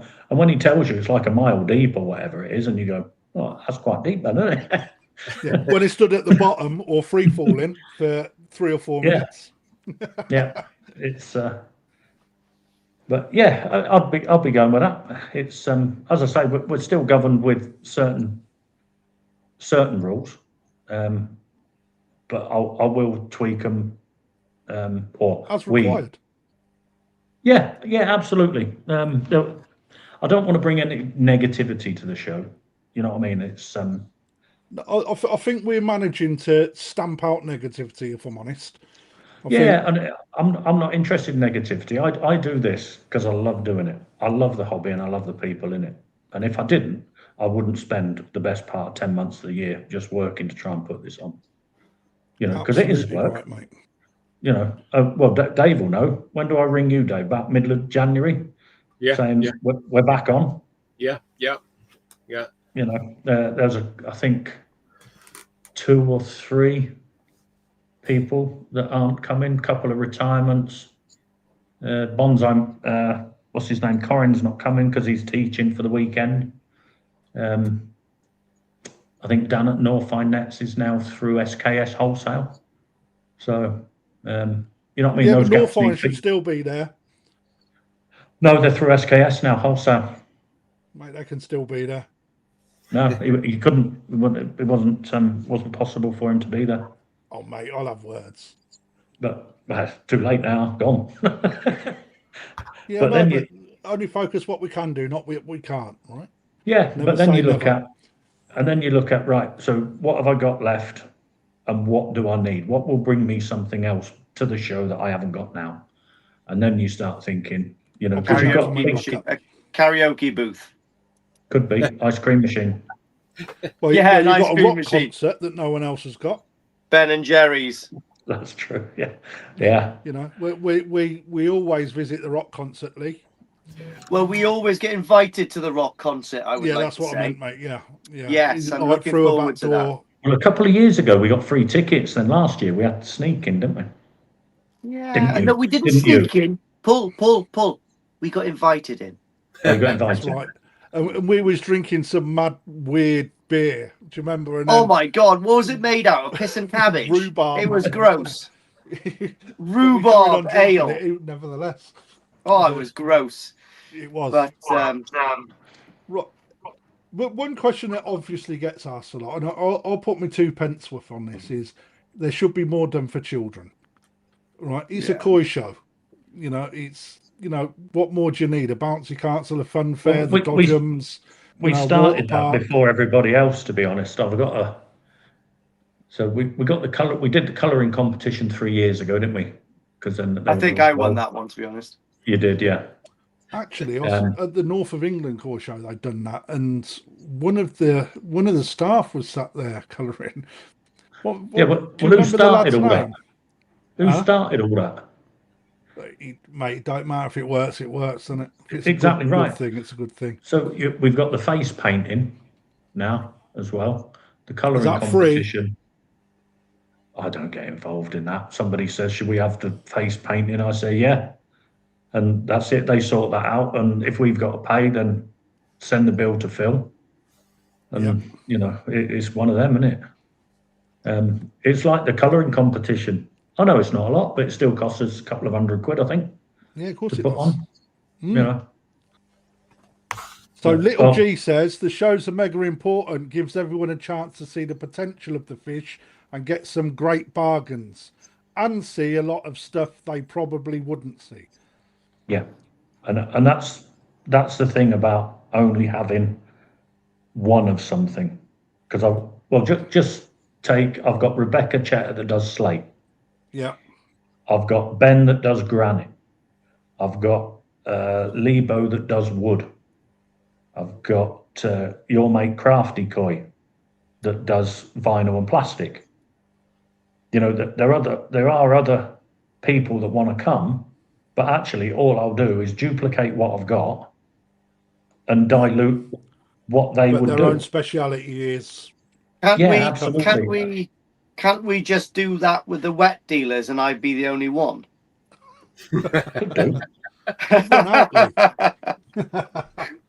Right, so but as you brought them up, a wet dealer's giving you a chance to purchase and hold fish while you walk the event, etc. That goes without a doubt. That will happen.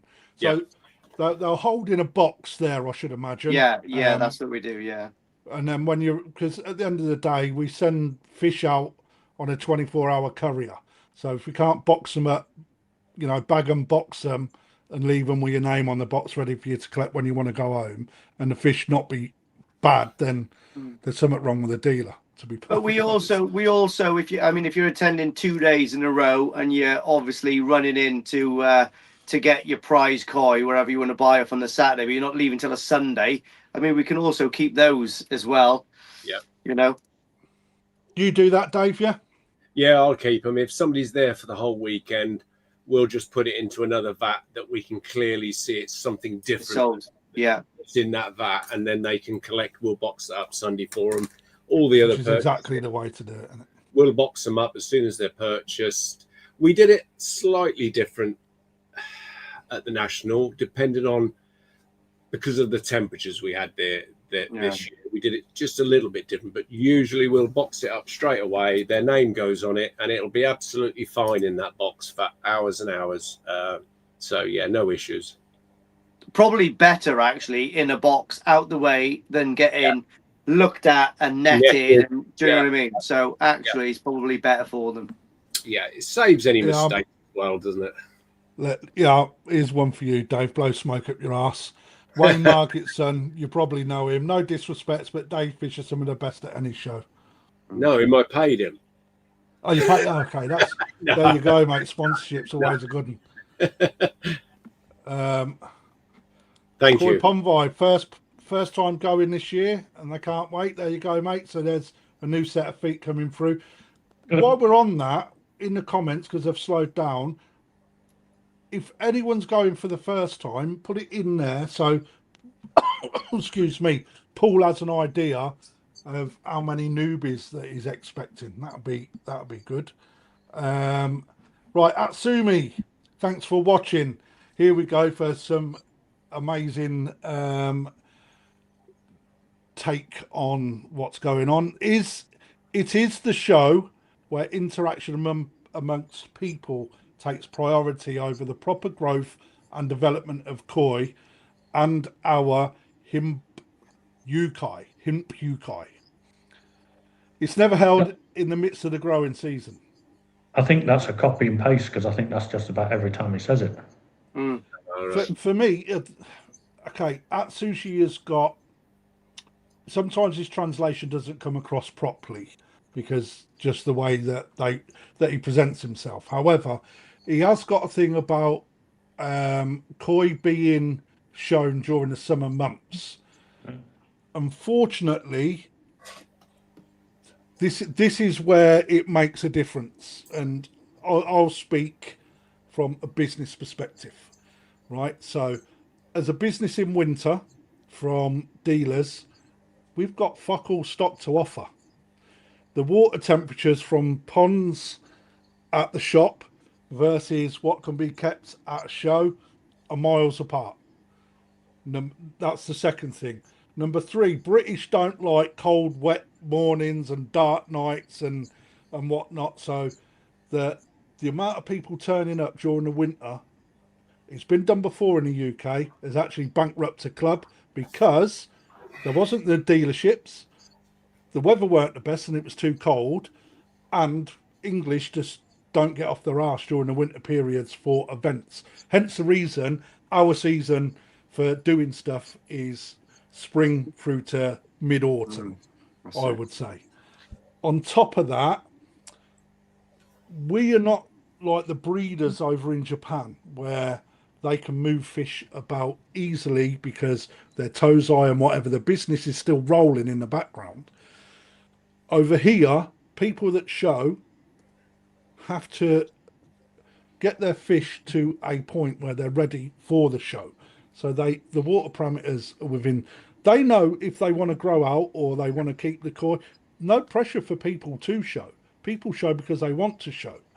So although I understand where you're coming from, because it's not ideal doing it in the middle of summer. We've seen that at the National. It's not, right? But ultimately, if we don't do it at the periods that we do, which are tried, tested, and ran, we wouldn't have a show. And how many shows can you fit in the winter, right?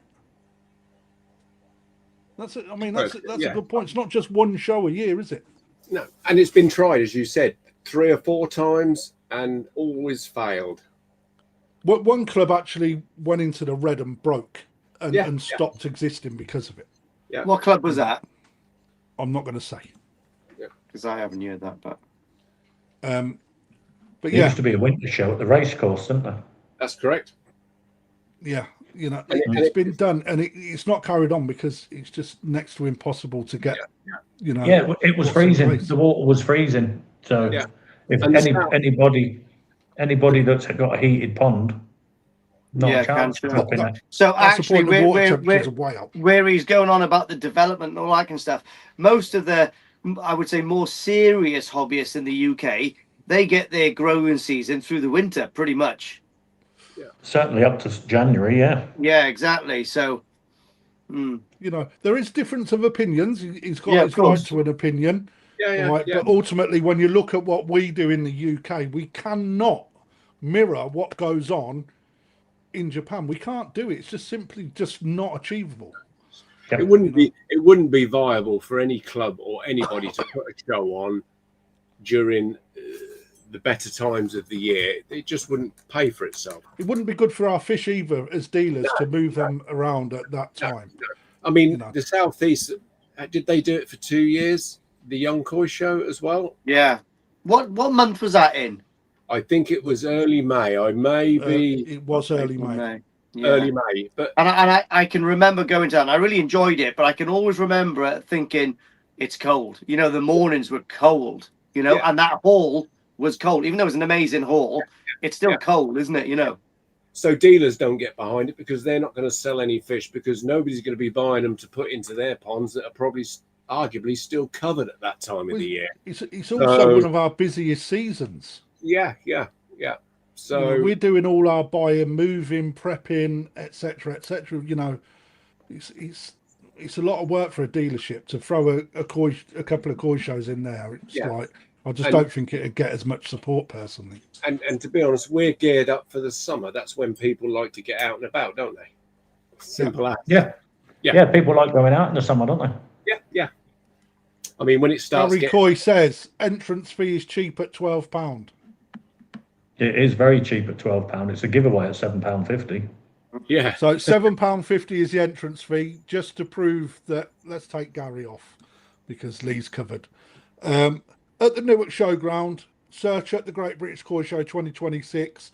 Joe Mitchell put this artwork together, so kudos to Joe. Starts Quite good, 10 actually, a.m. isn't on it? Saturday till 5 p.m. Sunday 10 a.m. till 3 p.m. Entrance fee £7.50. Kids under 12 go free. So anyone turning up with bearded children, don't lie about their age. It's only £7.50. Just saying. So good post of that. Yeah. Let's have a quick look because there was some good stuff. No way as if Koi. No way as if Koi. Evening all. Kudos. Could you not be cheeky and approach Severn Trent, your suppliers, and say that their water is supplying the show and their water is so good they could even have a banner worth a go for sponsorship? Have you ever actually? That's Mate, quite a good idea. In this. Has anybody actually gone to the water company to see whether they'd sponsor it? The way they are at the moment, I think it probably shut us down. Yeah, yeah. Well, that's you don't know. Don't ask, you don't get, right? I wouldn't know what water company it is because obviously we buy it off Newark. It's their water, isn't it? It's their meter. So yeah, we buy it off Newark. I mean, I think that's a good idea personally. That was a good idea, yeah. I'll get Phil Lisa on that. Leach. So does the mid staffs Koi show? A new thing I started for the mid staffs Koi show was getting all rosettes sponsored. Even that helps. It's something we have done in many other fancy for years. Right? Yeah, I never even thought about getting the rosette sponsored, to be honest. Absolutely. If you can do black ones, I'll sponsor it. Most will pay a tenner entrance. It's 2026. Yep. And this is all things like this were discussed, but I don't know. You know something, Paul. As much as I know that you're trying to bring people through the door, right? A tenner is not a great deal of money. No, £7.50. I don't want to poop on anyone's parade that's going next weekend, but I think that's quite cheap, really. You know what I mean? For someone who wants to sort of make everything that's on offer at your show, mate. Yeah, I think so. Yeah, you're right. People go to the Better Home sort of convention in the NEC. Harrogate Flower Show, £50 a about ticket 40 to go and look at a load of crap they wish they could have, rather than stuff that they can actually buy, right? Yeah. And there you go, Dougie's straight on it. He'd happily pay a tenner. Yeah, right? yeah. Raise the entrance price. We will pay it. It's worth there you go. Right? Dave's thinking he's happy because this is our platform, Paul. You're getting feedback now. All right. Yeah. If a VAT was £100, the exhibitor gets there on a Friday. It's only £33 a day. Technically, for the VAT, that's not a lot in the grand scheme of koi keeping when you can spend thousands on a drum. Yeah, you're right. Good point.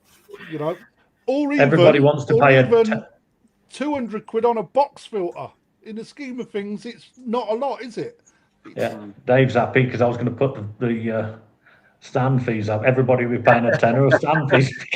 Yeah, it's always the dealer that gets nacked, isn't it? Always the dealer. We'll negotiate that once we've sorted out the entrance fee and the VAT fee. Yeah, priorities first, right? Well, the thing is, the more people come, the more I can keep it down. You know what I mean? It's As I say, we're not there to make a profit. All I want to do is give something back to the members. That put I don't know how much we'd pay to somebody to man the show and break it down. How much would we take? How much would that cost us? Because we certainly don't make it. Right, Eric Gorman got the best kigoi in the UK. That should be £100. Everyone who has show koi, that is peanuts to what they spend. Yeah, it is. It really is. Yeah, I think £100 is a magic number for that. To be honest. Yeah, if you work right, that, and then we're moving into. Yeah, that's £2. That's not even £2 a week, is it? Wow, that's a hell of a lot more than I thought. Right, show costs, Yeah. and it's what people don't realise. All right, all of the extra costs. Paul Williams, hope you're well, my friend. Don't forget 26th. How much? £7.50 entrance fee. Bloody hell. God willing. See He'll you be on the wanting weekend. concessions with our Mr. Williams. But I'll tell you what, mate. You got, mate. These pensioners ain't skint. They're tight. Crafty. I'm only charging a £5 at my door.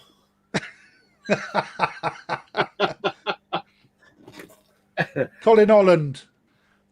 Mate, he's just been in Turkey, mate. He's going to be browner than me when he comes back. Thinking outside the box. Don't think the venue might be taking you for granted, and maybe you could negotiate a new venture that would be more keen to do business. Colin is a very, very good businessman, by the way. Yep, absolutely. There's lots of venues. I think when James started looking, I think Harrogate Showground was 33 grand just for the weekend to hire. There are buildings, that you can find. What you can't find is parking for 500 cars next to the building. That's what you can't get.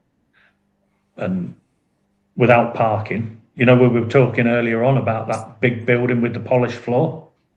We'd planned, or Phil had planned it all out. We'd got some sort of cost and, it was a goer. And then they turned around and went, oh yeah, you can't have no parking. That's crazy. Well, yeah, that's... Do you know why I find that crazy? Because obviously between where you've got the show at the moment and where that new showground is, there's about a quarter of a mile of field that's not used.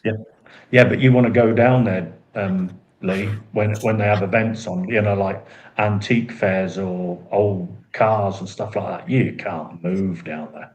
Absolutely, everything is absolutely packed, and it is what it is, isn't it? It's the venue charging you for Monday takedown. Well, we pay from Monday. Let me every just day read is that 25% of the weekend day. Paul, let me just read that out.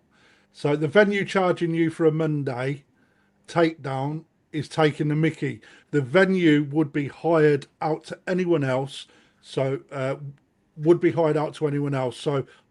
negotiating that at no cost following the business you have bought to the cafeteria, etc. Yeah. Cole, I reckon you need to offer your services to the Great British Core Show, mate. Charge them a fee that you'll save them against Newark Showground. So when do you hire the venue? From what day do you hire the venue before the show? Monday morning. Monday to Monday. Yeah. Wouldn't it be better to be able to maybe rent some hands to be able to break it down before the Monday, just work through the night on Sunday? You couldn't do it, Lee. You can't move that much water. Yeah, and you have to bear in mind pumping the water out is the issue, is it? Well, then you've got all the pipe work to break down. All the 6,000 gallon ponds are kicking about. Yeah, they've all got to be verconned and dried. But can't you do the cleaning later on somewhere else? No, because you've got to go back into Newark. Our containers at Newark Showground. Right. So you've got that aspect to think about as well, right? Yeah, and you have to remember there's like, I don't know, 200-300 meters of 4-inch pipe and all the fittings to go back. Because we're inside, we've got to get the water out and then down to the drains, haven't we? Yeah. So there's hundreds of meter of 2-inch pipe that's all got to be cleaned after the after breakdown day. Because if you remember how much pipe works at the back of your stand outside, Dave. Oh yeah, shit. Yeah. All that's got to go. So it's a massive undertaking. I think because people come in, walk around the showground and walk around, walk around everywhere. They don't actually. It's like going at the back of a store and going into the warehouse at Asda. They don't actually see what goes on. They see what's on. Yeah, it's a spaghetti minefield of stuff. Yeah, it is. Yeah. And it's it's massive. And I'll tell you what though, you need to take a leaf out of the North of England Koi Shows book. They was literally put down within 4 hours, man. Yeah, it was quite astonishing to watch. Notes So I said watch. Here's an interesting little question for you. What exhibitors are you particularly happy, looking forward to seeing at the show again this year? Any particular? Yeah, I'm looking forward to seeing them all. Yeah, I like it. That's a very good Such a question. fucking politician, mate. You're going to ask me who's showing, aren't you? Yeah, who is showing? Who's on the radar? Oh, I don't know. I can't Is remember. Paul Cunningham showing? Paul Cunningham. Do I know him? Carl He'll Morrison, tell is us he anyway. back? I'm about to bring up a question that he's put in. So Who? Carl. Paul Yeah. Cunningham. It's Carl. Oh, Everybody mate, will know when they turn up on Friday.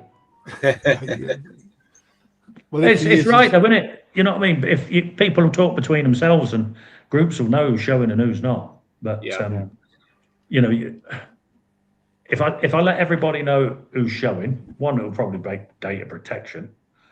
But there's no data protection involved in that, by the way. Yeah, just bring your best fish and your best tanchos. Are you showing, Paul? No. First time ever. I won't be. Yeah. Right. Okay. Sore subject.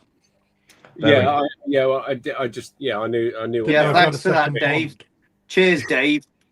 No. Paul Cunningham. Wondering whether it's a discussion point for us all. I think it's actually a good one, and I think people may be a bit surprised at my answer.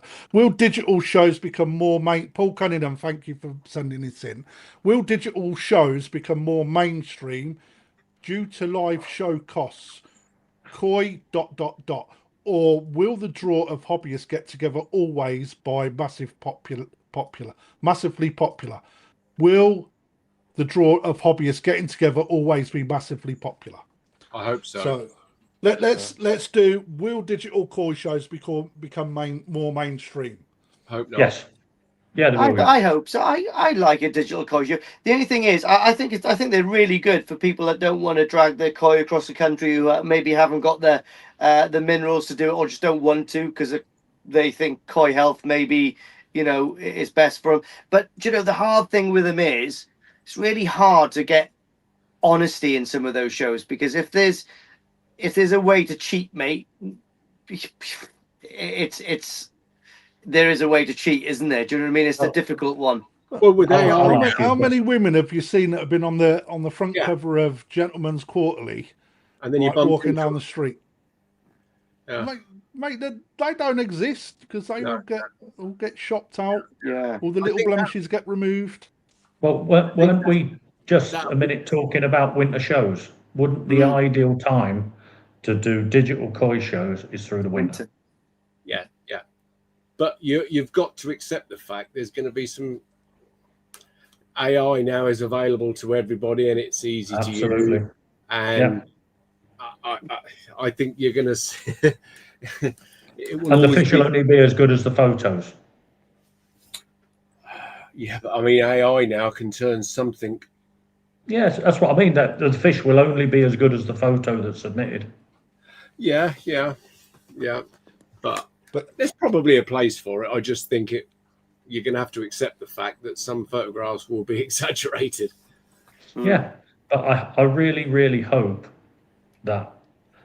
I've always thought this hobby is very insular. You know what I mean? You have your own pond at home, and actually getting together with other hobbyists. That's why I'm a big believer in clubs. I think it's a fantastic way of enjoying the hobby, far more than sitting out next to your pond. But that's me. I like mixing with people. I like talking to people. I like having the banter. That's that we start with when you turn up on Wednesday. But it's all about that, isn't it? For me, anyway. It's the hobby is part of meeting people and meeting different ponds and meeting different people. And the shows are a good part of that. And long may it continue. Colin states all his fish would win a digital koi show because he's good at AI. Yeah. Had a good teacher, Cole. Just That's saying. the fear. That's the fear of it. On top of that, in my opinion, they will never ever trump an actual show. No, I don't ever, so. Because that there is that people try and put a picture up with a video, and you can manipulate color, blemishes, etc. on video as much as you can on photographs as well. Right now, I know in Japan they're using AI to actually judge. Right, and when you do the AI competition in Japan, any videos you have to drop a card that is sent to you to the bottom of the vat, and those colors are all preset. So if you change the color on your fish, you also change the color of the card that's on the bottom of the pond. So the AI will pick up that color code has been moved because it doesn't match. So they are trying to defeat it. However, you go up, then if it becomes more international, right? But then you start getting all of the Chinese involved, all of the Americans involved, the whole of Asia, all of Britain. That is when you can actually physically say my koi is the best because it's beaten all this competition. So people like us that don't have multiple thousands and thousands of pounds of fish will eventually get trumped, because the big people will take over when it becomes a very good sort of accolade to win a GC in that. On a smaller scale like what Joe does, I think it's got a place. In my opinion, I think it's a good thing that he does. The only problem is making sure that the right fish win. When did Joe do it last year? What date was it? Because I'm sure he was pushing it at this date at least. I think it was more. Yeah, it was definitely more winter. Yeah, but I'm sure he was starting to push the idea of it. Might see some big banners. If Joe's watching, let us know when it starts. Yeah, I hope he's doing it. I hope he's doing it again this year because it was really good. I think you've also, with the digital shows, I think you've also got to give people a little bit of treat them as being honest until they're not. And I'm a great believer in that. I'll take anybody at their word until I find out that actually they've sold me a pup, and that's it. I'm done then. You'll never see me again. And that would be the same as for me in the digital koi show. Because if somebody was blatantly cheating, I'd just say if I was running it, they would never ever be allowed to enter again. That's it. And just withdraw it. Just put it out there. If it's a social media post saying that this guy's cheated, you know what I mean? That's it. It's done, isn't it? Paul, is that you can judge pattern a little bit on them. You can judge body. Skin is difficult though. You can never judge skin because that can be enhanced by just exposing it or doing. And that's the thing. So I think it's got its place for a bit of fun, like you said, during winter, but to take from a koi show where you can actually visually see the koi, because as well as me, you cannot appreciate skin until you actually see it, unfortunately. Yes. And it's the same as Ginrin. It's very, very rarely you capture Ginrin as you see it in the flesh. Yeah, that's right. Yeah. I mean, can you remember that fish last year at your show? That Sankey, unfortunately, but wow. Oh, yeah, Larry's. If you could do anybody and teach anybody what good skin should look like, wow. Yeah. And you know what? Even though it keeled over, Malcolm, bless him, spent him 4 hours bringing it round. Yeah. The skin on it, when it was upside down, was just phenomenal. Yeah. That was without doubt, I would think, in my opinion, the best skin quality of a fish in that show by a country mile. Yeah, it was mature champion, wasn't it? Male Sankey from Taniguchi, if I remember rightly. Yeah, I think it was somewhere like that. Yeah. But that's what a camera doesn't pick up without a lot of enhancing. That's seeing it in the flesh. Yeah. Question for you, Paul. Can anyone get a VAT to show their coin? Yes, absolutely. Yeah, you just follow us on the Great British Coin Show Facebook page. I normally give a week or two's notice to say that the VATs are going live at certain time, certain day, and when the application comes into me, I will send you, or you just send me an email saying I want a VAT. So I'll send you the application with the exhibitor rules on. You send me your contact details, accepting the rules, pay the money. I get a notification from Phil to say you've paid the money. I've got your application back, and then I'll confirm your VAT. Did they sell out? How long did it take to sell out this year, Paul? Ooh, in minutes. Oh, it's a long time then. It never beat last year. I must admit, it never beat. Last year was 12 minutes. Wow. And it was done and dusted 12 minutes. And that was only because I couldn't send the applications back quick enough, because I'm not a computer person. Which is good, because it shows you the demand is there, Paul. Yeah, absolutely. And it's lovely. And it's there was a thing about this year, I was a little bit more careful. I did a little bit more investigating about who, not investigating into people, that's wrong, but there was a bit of a thing about, can dealers show, can family members of dealers show, all that sort of stuff. So when I got names I didn't recognize, I just, you know what I mean? I didn't want to be the back end of somebody else's arguments. No, if that makes sense. Yeah. Because if I didn't recognize a name, then it didn't ring alarm bells. But I'm thinking, is this person going to cause me a problem because I've given John Smith a VAT and he's the brother of him that owns that dealership? You know what I mean? That sort of. Yeah. Because so are you allowing dealers to come in? Yeah, there's plenty of dealers to come in. Yeah. Like to show? No. It depends what you class as a dealer. This is what I'm getting at, because BKKS are non-existent now, so their show rules, with regards to that sort of stature, has disappeared, right? Yeah, but so the actual up to individual clubs, what they do, correct? The COI show rules that Paula wrote with everybody else are still in place. That I'm on about the add-ons, if dealers can show, etc., etc. Yeah, it's. I've got a problem with the wording, because I'm quite specific. I'm quite an honest person, I think, and we're a club, and I treat everybody as I want to be treated. But okay, let me ask this question then. Would you allow me to show at your club? Definitely not. No. Why? With a face like yours. Yeah, yeah. No. Am I a dealer though, Paul?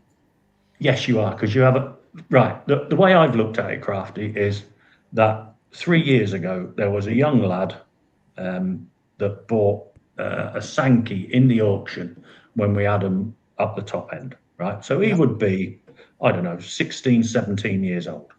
I guess I don't know. I can't remember his name. I'd have to go back on the Facebook. But if he got a job, a Saturday job now, to get him through university at Perfect Aquatics, is he a dealer? Because that's what the rules state, that you cannot work. You cannot work in any dealership. I agree. He's not a dealer. Am I then how do I differ from that? But Crafty works, so surely he could be that. The way I've looked at it is, I think there's a massive difference between an employee and a dealer, right? Well, rightly or wrongly. No. There's no right or wrong. Crafty, you're an employee, Crafty, aren't you? I am. Yeah. But you've got, if somebody in the dealership has input or the responsibility for the business acumen of the business, I would class that as a dealer. And I would agree with that, Paul. Actually. I wouldn't class a Saturday, or on the other hand, right? So somebody's retired and they say to Dave, can I have a Saturday morning? or a Sunday morning to help you out, he's not a dealer. Dave's the dealer, not the kid that's what if he working works there. there 7 days a week, goes to Japan, and is involved in selecting koi to sell at the shop? I've got a. I think it's a I know, grey area. it's a grey area. But then, if I look at it, let's just say, for example, and this is 100% from my heart, if I had somebody working for me full time who was allowed to show, I'm going to make sure he gets my best koi for that show. Ah, right. Let's have the conversation then. Right. That's so, what, Dave. Yeah. Right. I'm going to give him an opportunity to put them in for me. It's natural, isn't it, Paul? Right. Okay. But this would be my point. So if you did that, right? Yeah. You did that. You've come to our show. You've got your full-time employee, right? Yeah. Showing at yours. You've given him your best fish, right? If they go back to your premises, this is for me speaking. No, I wouldn't they give go them back to your premises and you try and sell them. No, right? Paul, listen to me. The difference is he would own them. I would make sure he would own them fish. Yep. I'd want him to say, look, you must be buying that from me for cost, even not cost. Absolutely. Yeah. So this is where I see this grey area is that is a very unfair advantage against somebody who's not working for a dealer. Right. Well, here's one for you then. So Herbert Fritz rings you and says, Dave, can you take me down to Ogata? Yeah. Right. And buys the best fish in Ogata. Right. Yeah.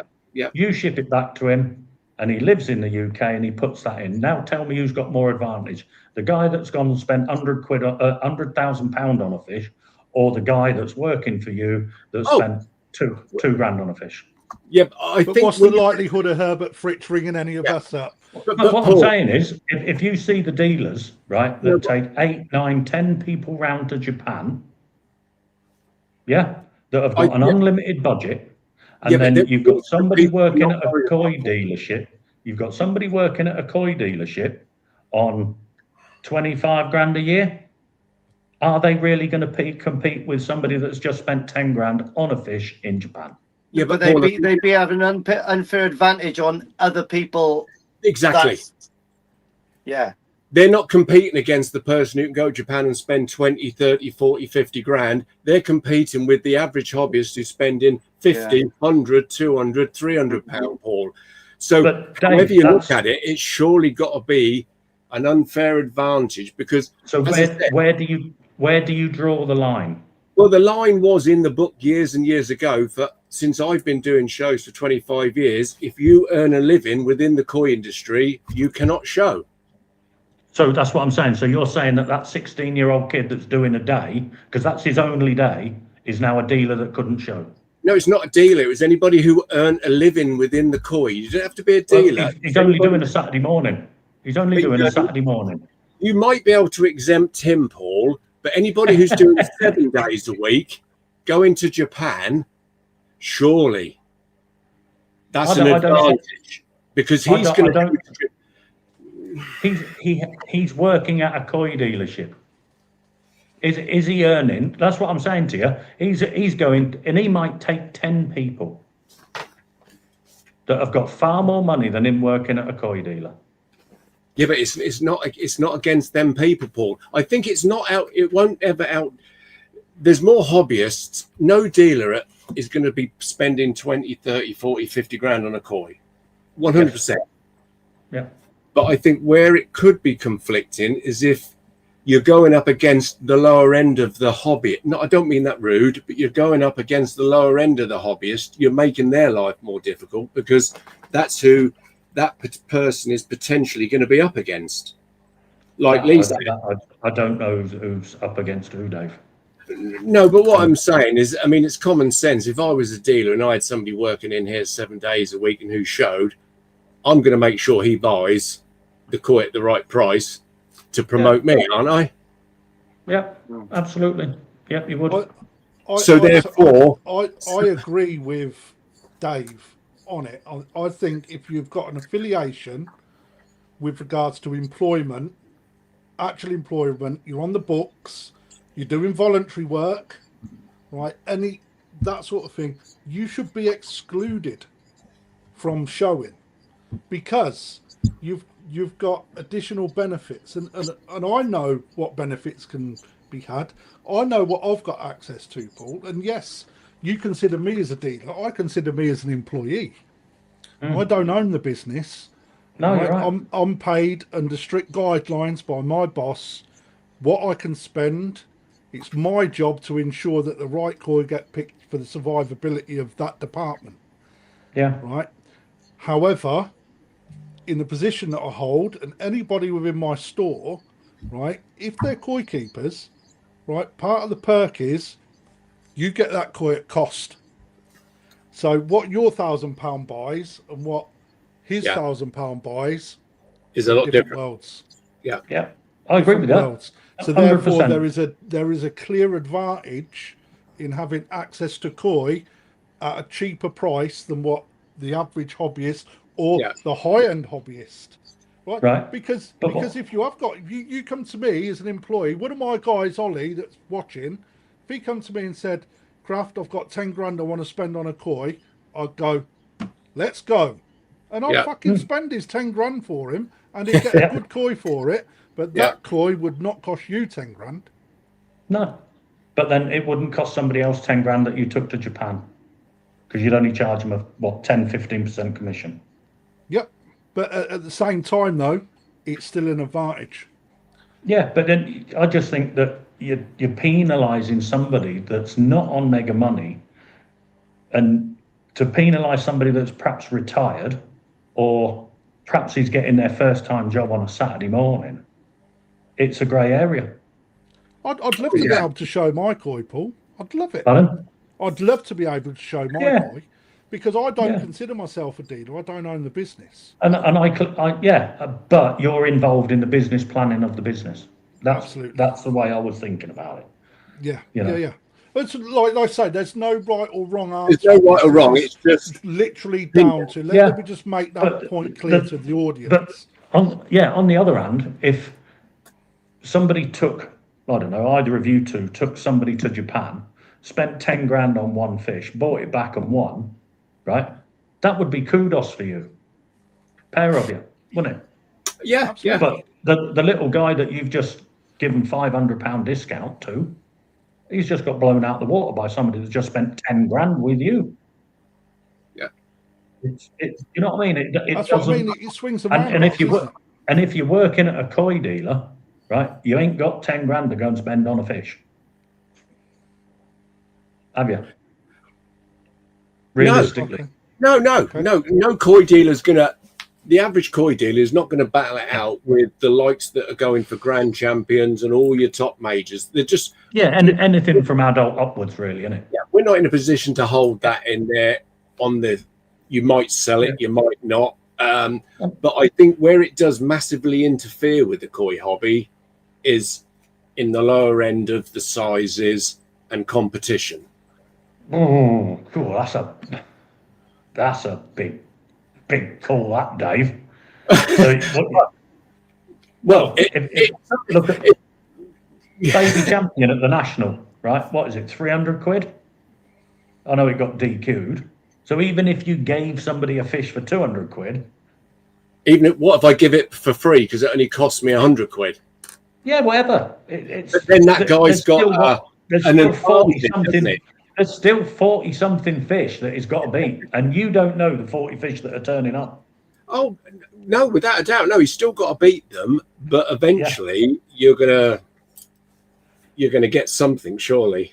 Yeah, if you're a decent dealer. He's already blown smoke up your ass one time. I don't think you'll get another. Let's have a look what the audience is saying, right? Because this is how much of a grey area it is, irrespective of what any of us say. Can I just say some opinions, right? Can I just say something else? Right, that I think, again, I've reiterated, we're not a business, we're in the hobby. Yeah. Craig is, people that we're talking about have shown for donkey's years, absolutely, because I think it was about 3 years ago. A Ginrin shower came to our show after winning two majors and best in class, was it, at the National? Yeah. It didn't get placed at ours. No, nothing wrong with that. They No, look different but- on different days, right? But it was okay then, but not now, Yep. because it's the same person. Yeah. So it was I okay understand. then. I understand that. It may be a little bit of bad taste. However, it takes a bigger person to enforce the rules than what it does. But it's the if grey we didn't area. have VAR in football at one point, but we do still now. shouldn't have. Yeah. But there's an opinion, isn't there? It's a big money thing, isn't it? Yeah. But anyway, Yeah. right? Yeah. However, let's look. Surely the whole dealer, non-dealer distinction is just whether the fish are a private collection or stock for sale. Yeah, can go Now, with that. this, But then again, what's a private collection and what's stock? If it's stock However, at the we do dealer, or you know- buy it from the dealer and put it in your own pond. I'm not going to say names, right? Because it's unfair to do that. But it had been known in the past that dealers turn up, plop a couple of fish in someone's show vat, right? Win a couple of prizes, box them up, and take them back. Right, I'm glad you brought that up, actually. Yep. If that happened at my show, right, we're talking, not my show, the Great British Show, right? Not only would I withdraw that person from ever showing again, I Yep. would also, if the dealer was there, they would not be invited back at all. Finished. Done. Absolutely. But Because It you happened. can't write every rule for every reason. And if but that that's the whole happened, reason why dealers were stopped from showing, and also the 30-day rule was brought in to prevent that. what 30-day between shows? No, owning the koi Right. for 30 days prior to a show, which is what happened with a baby champion at the National and why it was stripped of the title, because Yeah, that 'cause- person hadn't owned that fish for that period of time. It wasn't out of quarantine. But that, No, it wasn't. that He aside, owned the it. ownership of it also wasn't there, was He it? owned it, but couldn't pick it up because it wasn't out of quarantine. But it wasn't far in as his I pond for understand 30 days, which is what the Yeah, rule But says. that's the rule, yeah. isn't it? Yeah. Yeah, So, and that's why, because dealers were turning up and plopping fish in, yeah. right, off the back of Efro. But again, a few years ago at the National, that used to be commonplace. And Oh, it talking did. big prizes. Yeah, Big yeah, yeah. prizes, yeah. Yeah. You know, you either, I don't know, you either take people as being honest, Yeah. right?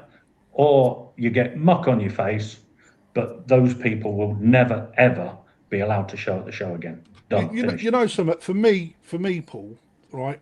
Like I say, I've always wanted to show my fish, right? More so, and unfortunately, I was doing a lot of revision to become a judge prior to applying, and the job at Perfect come across, so that never happened. All right, so but that immediately, I was like, I can no longer show because I work at Perfect. At the time, I was only managing the koi department when I first worked there. All right, so straight away, I just understood that rule shouldn't. Right, immediately, I took myself out of it. So if that rule is there and people know about it, that's the key, knowing about it, then they shouldn't exploit that rule. It's not down to the club, it's down to the person to respect the rule as well. I just have a different way of thinking between dealer stroke owner, if you like, and employee. That's my opinion. Okay, Lee, one reason you took your business on was for what purpose? Was because obviously there was talk, because I was hosting exclusively Koi's auction, and I mean there was talk, people were saying, is he a dealer or is he a hobbyist? Well, obviously I was a hobbyist, but because of the talk, I just want to be I would just want to be a good advocate for the hobby, so that's why I started a dealership. Otherwise I'd be shown as an exhibitor again. And you've taken yourself out of that ring, right? I've taken myself out of that ring, so there is no loose ends, and I just want to be a good advocate. If that's what people think, that's fine. Well, I'll do exactly what people think. That's it. and that's exactly the same for me. In a basis, I took employment within a dealership. That rule existed. I now no longer knew I could no longer show koi because that was the rule. Lee's done exactly the same in a different way. Yeah, good. Just a point. Yeah. Rachel hits the nail on the head. To me, the difference would be an employee and the dealer being a person with significant control of a business. She's just worded it better than me. Yeah, but it gets to the point, right? So yeah, it does. Yeah. And I think that cuts out ambiguity. I'm more. I'm more. I think what Dave said is a lot more accurate. I think, okay. So when I hung around with Ryan, I go to Japan as a hobbyist. I can guarantee you now, what Dave's saying is it doesn't account for Ryan. Every fish I bought from Ryan was the price, and that's it. I don't get any cheap fish from Ryan to put into a show to make exclusively good to look good. Trust me, my fish I bought for it. I paid more for my fish than anybody else did, and the reason is I had first pick, and the reason is I got off my ass and I went to Japan to pick my fish. Okay, so I mean, that was put to bed. I mean, every fish I got off them, I paid a good price for. That's it, because I they know were for a fact good fish. That's it. I know for a fact because I was a hobbyist, and that's it. Yeah. There was no discount for me for some of the fish because of getting the first pick. Because I got the first pick. Ryan. Yeah, but I can also understand what Dave's saying, that there would be people probably getting fish at cost. Yeah, for people at work. There, it is a grey area. It's hard, isn't it? But let's look at what Colin Holland says, right? Because he makes another point. But I could be a customer of Perfect Aquatics, and they say we want you to win the national. I give it to you for cost. It makes no difference if I work for PA or I am just a good customer. I suppose it boils down to almost the integrity of the koi dealer. Absolutely right. Absolutely right. And we've seen it in the past Let me get a glass of water. Where that integrity lacks on some people just to get a little bit of silverware on the shelf. And for me, it's like the dealer or the hobbyist that we've seen it with somebody a few years ago, right, that voted up a People's Choice Award constantly just so they could take a People's Choice Award and say, I supplied that fish, right? It might, that's cheating. It's no different. I just don't see, if you're going into a competition at a show, right, then just abide by the rules and respect the rules. If you've got an opinion, have an opinion. We're all allowed them, but approach it in the right way. Here's one for you. What about this?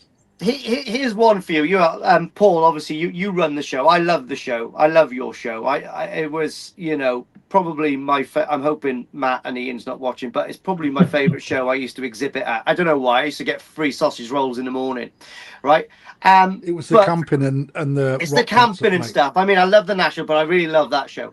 Right. So here's one. Let's just. I've got my pet shop license. I got my little business account. Blah blah blah blah.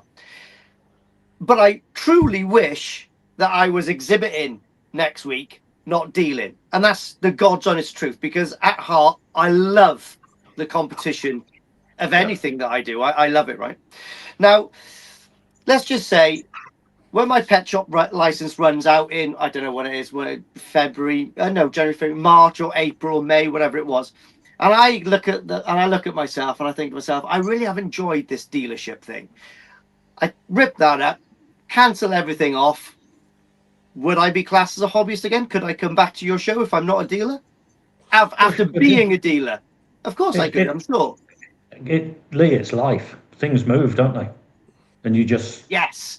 I'm going to book my back next year as an exhibitor. If Crafty stopped working at Perfect Aquatics next week and said, can I show next what you wish for, mate. Yeah, but you know what I mean? It's life. Life moves on, doesn't it? Yeah, that's right. Here's one, Paul. You could always go limited, because I'm limited, so I work for Coastal Koi. Yeah. I've told you, Dave. But I'm not a again, mate, compliment. innit? I think that statement that Rachel made, a person with significant control, I think that is probably a very good definition. Here's another one. Here's another one then. Okay. Obviously, a dealer selling koi or a employee selling koi, livestock. What about people? Let's just say I wasn't a koi dealer. Let's just say I made a brand of auto feeders. Or published a magazine. Or a magazine, or maybe I developed a koi food or something to do with the industry, but not actually selling fish. Where does that stand? Well, out of curiosity. In the old set of rules, I believe it said, Paul, anybody who makes their full-time living from the koi industry, right? Okay, so that, able to show. So I think that's whether you, regardless of what you for NTL, Evolution Aqua, Oase, etc. You was excluded. Yeah. That was the old. I did have them at hand, association. I think they did it just to take all this grey area away, because then there's no grey area at all, is there? If you say that, but there is still loads of grey area because we're not taking the rules actually. You can't write a rule for every person's individual circumstance. You can't do it. No, which is why it should go to the committee if you fall within you just have to take people. Aspect. Like I said to you, I will take everybody at face value.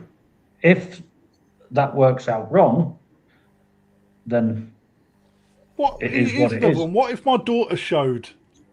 No, immediate family. Okay, what if my neighbour showed my koi? That's in the rules.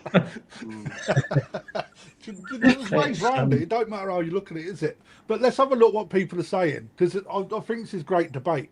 The guy who is working there will have more chance of getting the best koi than the exhibitor going in off the street to look and buy, as they will know what's coming into stock first. Potential. True. Yeah. Yes, but then again, you have the hardcore hobbyists. I mean, like I was, and also people that actually go to Japan. So these people that work in the dealerships that don't go to Japan, yes, they're going to see fish before the general public. However, Joe Blogs that actually go to Japan are going to find fish before that guy's going to find fish. Well, you know, Dave, how many grades of pond does a gatter have? If you went into a gatter and said, I want female toe size, 34 centimetres, guaranteed, best you've got. How many ponds of them has he got? Depends on what he lets you up, but he's not got hundreds, that's for sure. No, but if he said to you, Dave, they're going to be 500 quid, I don't know, right? And you say, well, I'm not going to buy that. I went into one of his best ponds this year, off the farm, and they were considerably more than that. Right. Would you keep any of them as stock? No, they were all staying in Japan and sold. Right. Okay. So you're not going to keep any of them in stock, but the person that you've got with you has been able to buy one. Yep. So you're going down 3 or 4 ponds down when instead of 500 quid, they're 100 quid. So the person that's working for you has got the pick of the best 100 quid ones, when mate boy that went with you has got the pick of the 500 quid ones that you don't want to keep. Yeah, but the guy that went with him is paid for the flight, paid for his accommodation, actually gone there. He's not an employee. But we're talking about who's got the biggest pockets then. Yeah, it's I don't think you're still getting it. That doesn't make a difference. How big your pocket is, because the price of a coin doesn't dictate. How big your pocket is should not make a difference. When you're getting backhanders or your back scratched, it's not about money. No, I agree with you. Let's face it, we've had fish that cost 200 quid take baby champion. Yeah. Up against fish that have cost $3,000 and not. Plants. I've had adult champion for £95.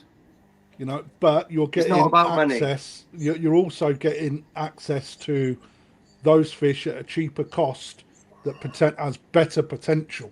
But it's ultimately down to your koi keeping skills. as well. You know, I think we should just allow everyone to show, and then we won't have to worry about it. Yeah, let's open it to everybody. Let's just open it to everyone. Japan does. Because the argument has always been the other way round, Paul. Dealers couldn't show because it was an unfair advantage, but most dealers would never spend what a top hobbyist would anyway. No. So we're at a disadvantage. and you don't feed them, and you don't condition them the same as what hobbyists do. Yeah. But we don't. That's so true, mate. We just don't. I mean, we feed them, but we don't condition them for shows. If I asked you what food you fed Crafty, you'd say the one that's split in the back. Pond sticks. The one that cost the most cost effective, mate, at our shop. Yeah, or the one that you got. I always find it strange how we're in a Japanese hobby. We strive to hit Japanese qualities when it comes to koi. We set up all of these koi shows to represent kind of a Japanese koi show, but we don't use their rules. I don't understand it. And that's the thing. That's the other rule, isn't it? That you've got to own the fish 30 days or be in the pond 30 days. Yeah. Well, you can go and you can show at the All Japan. Exactly. Come straight off Ryuki's van. Yeah, you've never seen it. You've got a certificate and you've owned it about a week. Yeah, but that's fine. That's the Japanese hobby. Our hobby comes from Japan. That should be, in my mind. I don't understand how it's not the rules. It's crazy. Have you not heard of Narita Koi Show koiforsale.com? Yeah, and then it says you've got two weeks to buy this koi and get your name on it to be entered in your name in Japan. Just tell me what award you want. We'll get you it. What? Yeah. But if it was Japanese rules like that, I think it'd be great for dealers, and they'll definitely end up changing their facilities to make them absolute feeding machines. There's a lot of people. Obviously, we've had this conversation go round and round on many WhatsApp groups and stuff, and a lot of people have said, "I don't care who owns the fish. I don't care how long they've owned it.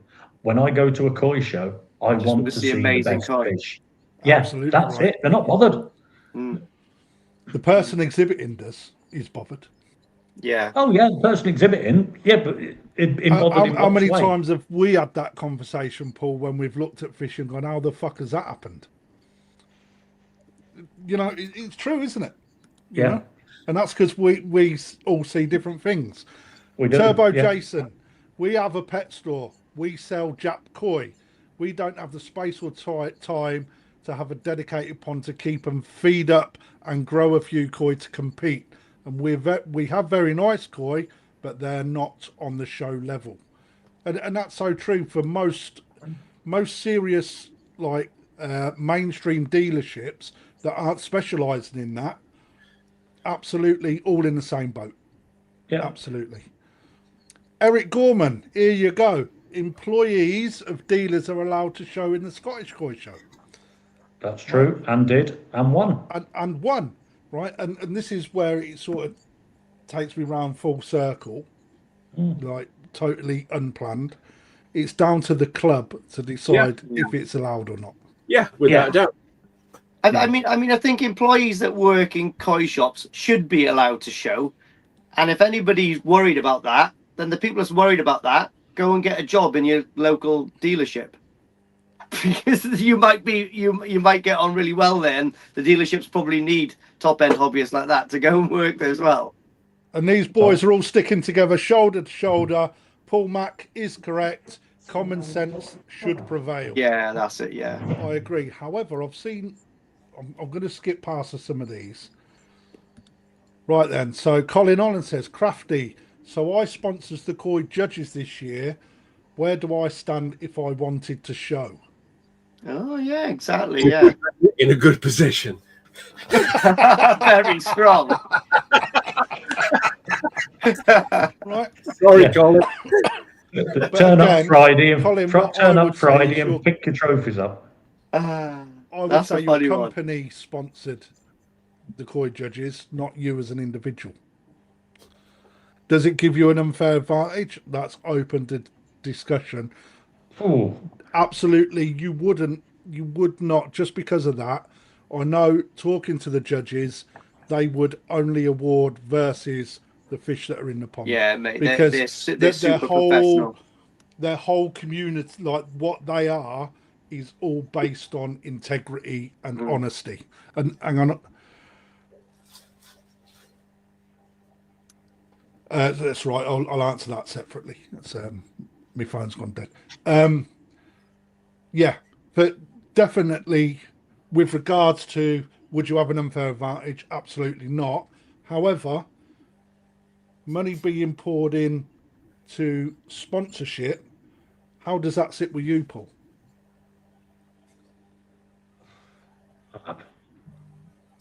It's something that we've never come across.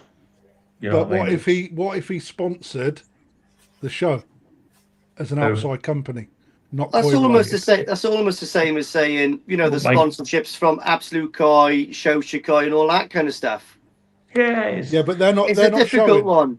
They're not showing. Yeah, but there's probably hobbyists buying fish from them. So yeah, it does. It's just common sense, mess, can't it? Oh, it can be. Yeah, if you overthink it. And I think that is why when we come back to it, common sense, like Paul Cunningham says, is the key. Yeah. And ultimately, what Matt from the National Comeback was said, put some guidelines in. At this point, the committee will decide. I think that's a fair way of doing it as well, eh? Yeah. I say we had the discussion before we actually made the decision about where that sat. And we agreed employees are totally different than anybody that has business planning acumen inside a business. Yeah, and I don't think that's a bad thing, mate. No. I don't, because again, I've got two youngsters that work for me, 18 and 23. Young 18-year-old Ollie is into his koi. Yeah. He doesn't have any control over what I pick, what I sell, what prices they go up. His job is there to do a set routine. But if he is that enthused about koi, why would anybody, if he says, I just want to dip my toe into the show scene, why would anybody stop him? Why?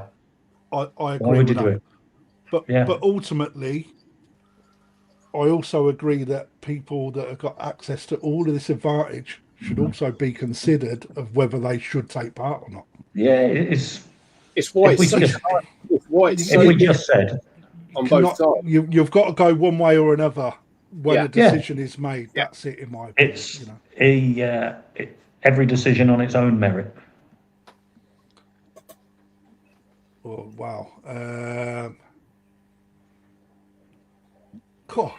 I can't keep up with the comments. I do apologise, guys. I've turned my phone off. You've got Anthony there, actually, from down the All England. Judges do not know whose fish are in the vat. I mean, I think a lot of them have got a good clue for, like the bigger, more impressive GCs and all that kind of stuff. They are repeated, showing fish, aren't they? And I mean, a lot of these koi judges are so good at their game that, well, they got a bit of koi autism, haven't they? Not many of them forget a koi. It's a bit like saying, I was looking for that. I couldn't see that.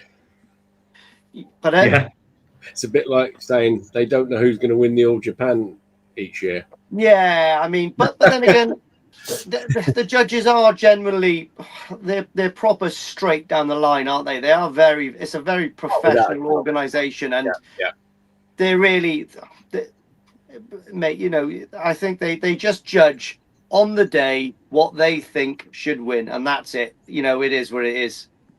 They're a proper professional bunch, which is good. I think that's a very good thing. Hello, Daryl. I'll see you tomorrow morning, mate. Make sure you got a sausage sandwich ready for me and a good camp spot. I want Wi-Fi so I can watch Housewives of Cheshire in the evening.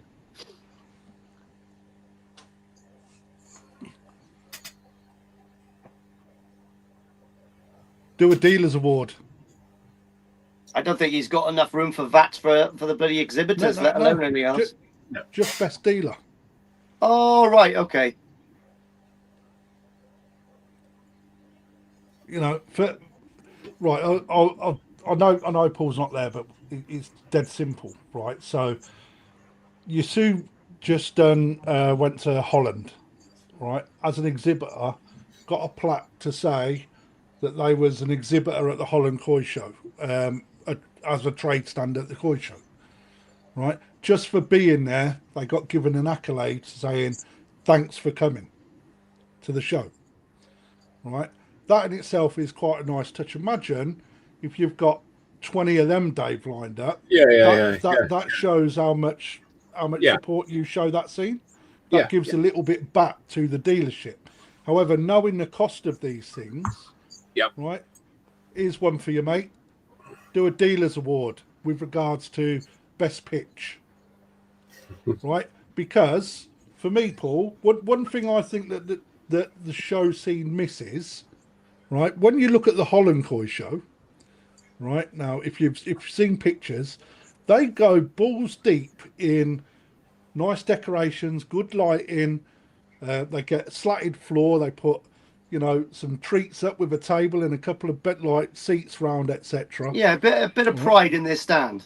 Yeah, right. Like what Lee done it is, like, you know, and Dave done. I can say that, you know, we just went run of the mill. There's a banner. There's the fish, but ultimately it makes the show look better when the stands look better. You know, so if you run a competition for best pitch, maybe, just maybe, the competitiveness amongst dealers would happen. That's just true. a thought. I'm going to do it in a bikini then. Or a Borat thong. Oh, or my Tancho Kini. See the one I've made. I've got a white Tancho Kini. Well, I got a white mankini with a little red Tancho spot on the on the business end, and I made that to do my first harvest with Tucano. He caught me. He was at that orchard, Kira. I was his number one apparently on that harvest. He said, Paul, it's definitely male. Is everything in place for next week? You're happy? Actually, who's going to put up your really high little things? Because I might be busy setting up my stand. Nobody can put them up. I can't get public liability for working at height. Oh, bloody hell. Really? Yeah, don't surprise me. You've never told me I had public liability. I've never had that before. You bounce. I'll put. Hey, get him ready, Paul. I'll find time for you. I'll put him up. It's yeah. Oh dear. Right. So this comment got my attention. So my father kept and shown koi for years, causing me to love the hobby so much so I get my dream job working with koi, but now my dream of showing like my father is crushed. Let me put this into perspective. All right. If you're working with koi all day, every day, right, and you get that ability to go to Japan on a company, cost-free, to a place where it's magical for koi, I would take being a dealer over being a show exhibitor every single day of the week, because you're doing something that you love. And just taking a trophy home from a show koi, right, is not brilliant. But what does happen is when you supply a koi to somebody that takes an accolade, it feels even better because it ain't cost you nothing. Right? You know, when you look at it from both sides of the fence, I understand what you're saying with that. But from a real life example, I would take being a dealer over showing my koi every day of the week. Yeah. Guys, would you be the same? I'd be the same. Because for me, it's I enjoy showing in the odd show in Japan, which I get a bit of a buzz out of, but I'd never swap what I'm allowed to do owning coastal koi and going out there, selecting the koi, meeting the breeders and doing all that side of it. And to be honest, I think a lot of show people, not all of them, but it's the weekend they enjoy. 100%. it's not about if my koi don't get anything, then you know. Yeah, 100%. Yeah. It's the whole. I mean, I love it as a koi dealer because on the Friday night, I'll go out with other dealers, their customers, and the weekend starts there. And you can have a fabulous Friday night, a fabulous Saturday night, and it's just the Sunday where you're thinking, "Oh Christ, I've got to now pack this lot up and go home." But I think it's actually the whole weekend of meeting people and being with people is actually would be for me more important than what fish I've got in to a degree. And that's why digital shows will never overtake koi shows. I think you're correct. Yeah. You lose because so much. It is the Friday night. When I turned up I was there first thing Saturday morning. I was in the queue before it opened at the National. Because I always go on the Saturday. And half of them didn't turn up till about 11 o'clock because they were out partying till God knows what time, dancing on the tables till 4 o'clock in the morning. Yeah. And after the exhibitors, you say, where you been? Oh, I'm rough. Oh, I'm rough. And that's part of the weekend, isn't it? You can't as a dealer, I think I was at my thing at like 6 o'clock in the morning checking my fish. Yeah, but you wouldn't have been if you were an exhibitor. Well, you can't make them memories at a digital show. No, definitely not. Mate, I remember as a dealer, my first koi show, mate. My God, it was, mate, coming from a YouTube platform where all eyes are on you. Yeah, it's harder than you think, mate. It's hard work. It's hard work, isn't it? Oh, yeah, beyond people's belief. You know, and it's not just the weekend; it's leading up to the show, getting things prepared, getting fish prepared. I mean, I feel I like that though. You need to know that you have to find out or learn the hard way is staggering. Lee, you've just put yourself in that position, right? It messes your head up, doesn't it? What's that now? Sorry. Like everything, like as a dealer, upholding, moving everything. Oh yeah, from a show perspective to a dealer perspective, you know, you're moving a few. I don't know. I love it, mate. I look. I'm ready to go. I can pack up now and go to the koi show. I'm ready to go. We can do the same as that. Yeah. I absolutely love administration. That's my middle name. Everything. I love it. It's all ready to go. I'm ready to go now. I need you down here for a week, Lee. Then, mate, your trailer's already packed as well, though. Yeah, it is true. Yeah. I think that when you're a dealership that's serious, you've got the ability to pick it up, put it in, and go. Because when you come back, everything that section is just koi show stuff. That's it. Yeah. So when you bring it back, disinfect it all down, pack it, renew stuff that needs renewing. Just a few little bits like tape and boxes and stuff. That happens next Monday. Next Monday. Before 12 p.m., I'll be packed ready for my next show. If I said this, right? If I said, right, tomorrow, 6 o'clock, we need to meet here to put up the vats and put a load of fish on, could you do it? Yeah. Yeah, apart from my fish have only been starving for a day and a half. Obviously, that bit taken out. Yeah, I'm ready to go. Do it. Yeah. My van's empty, ready to go. I've only got and any good koi dealership would. Yeah, I've only got because it's done. Just ready to go. Yeah. There's been loads and loads of stuff going, like with regards to the conversation that we've had, which is, I don't think it's negative. I think it's a positive conversation, which really outlined with regards to whether people in dealerships are allowed to show or not. Right? I think what it actually does do is show how complex that set of rules is, and you're not going to please everybody all of the time. No matter it's the what word dealer. Made. It's the word dealer that leaves it open to interpretation. Lee, I like this one. Lee could do with going to Dave's to organise that room he's in. Yeah, Bait King. There you go. I'll tell you what, mate. His Mrs. Kate, that's in the background. Go to the first and second episodes of the Koi Show Live. Have a look at what that looks like now in comparison to what it was. And it, Dave. Yeah. He did a fab job. It's all about the crack.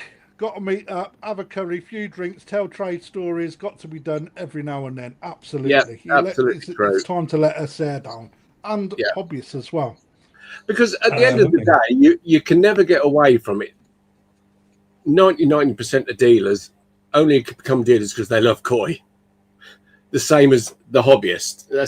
That's the main reason they got into it, isn't it? Mm.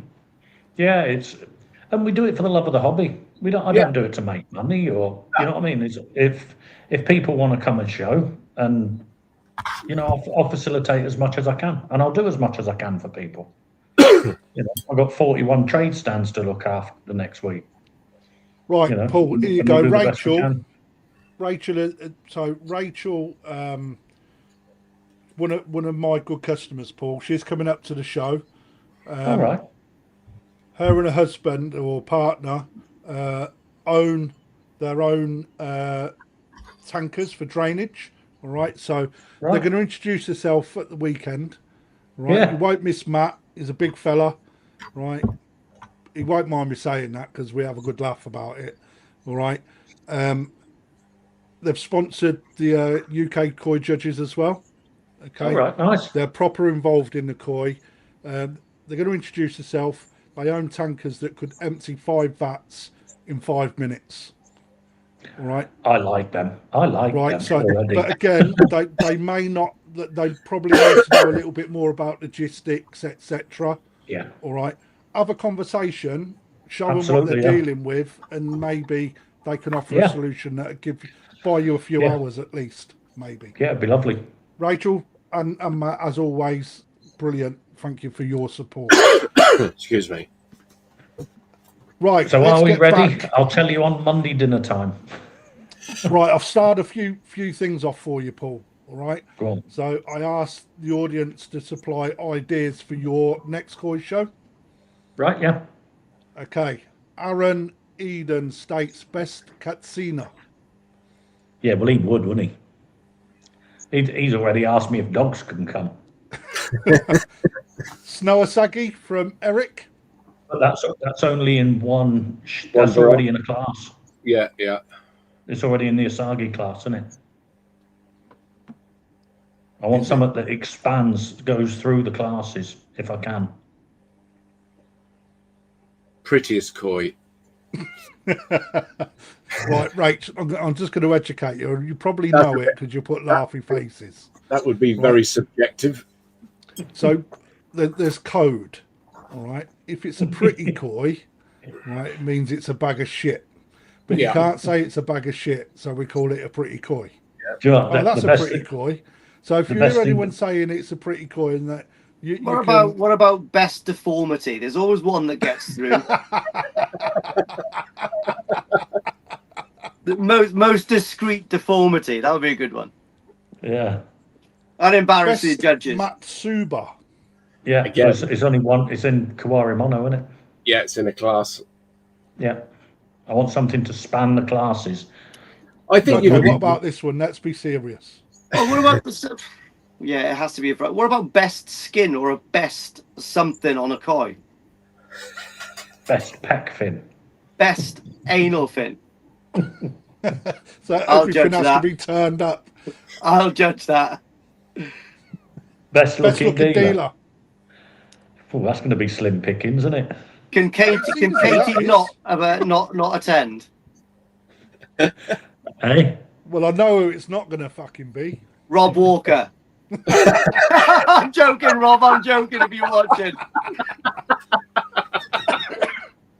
Let's be different. Best long fin. Let's not be different. Band. I love that. Best butterfly. No. Band. Yeah, band. Right then, Matt Clowry puts, for someone that's new to the hobby and has gone balls deep into it as well, I think the show's help out and meet like-minded people has really benefited himself and Rachel. Yeah, good point. Yeah, our dogs are going to go crazy because the missus has just come home. So, that states it all. And I think personally that all koi shows have the ability to help people like Matt that are just in the hobby, and it's the best place to get like-minded people. And that's why I'm a big believer in clubs as well, because clubs, if you know what I mean, from the start of building your pond, when you're thinking about it, you like we've taken on some new members that are thinking about bringing a pond. So when we did a multiple run round of all the ponds, because every pond in the club's different. Somebody will just have a show pond. There's nothing else in it apart from it's a box with show koi in. Some people in the club have the pond as part of the garden. You know what I mean? And and then you have other people in the pond that have got a fabulous garden and they need the pond to set off the garden. You know, and the ponds are totally different. And you can go around and see 8 or 10 ponds for people that are starting up new. Totally different for us, filtration, water setups, expense. You know, some people might be running off an easy pod, you know, and then some people have got combis that are thousands and thousands of pounds, and it just shows you what you can do right the way through the system. And discuss dealerships Massively, yeah, you know, that's that definitely happens. And products, yeah, anything to do, but you can't. One thing you won't get is people discussing dealerships on social media. shouldn't do. They shouldn't do, and rightly so. They shouldn't do, right? But whether it's good, bad, or indifferent, you hear a lot of good, but you don't hear a lot of bad or concerns, etc. But that's why I say it's a very insular hobby, and getting together with people and chatting, and you can chew the fat for hours and talk about Coastal and Tafaguchi and Perfect, and you can all sit there and somebody will say something, and then, you know what I mean? You just go round in circles, don't you? Absolutely. You know. Right, we're coming up to time, Paul and gang. All right. Yeah. Well, final question, Paul, from the Koi Show Live to yourself. What would constitute a successful Great British Koi Show for this year? For people to give me feedback that they enjoyed it and they want to come back next year. Do you want the truth or do you want lies?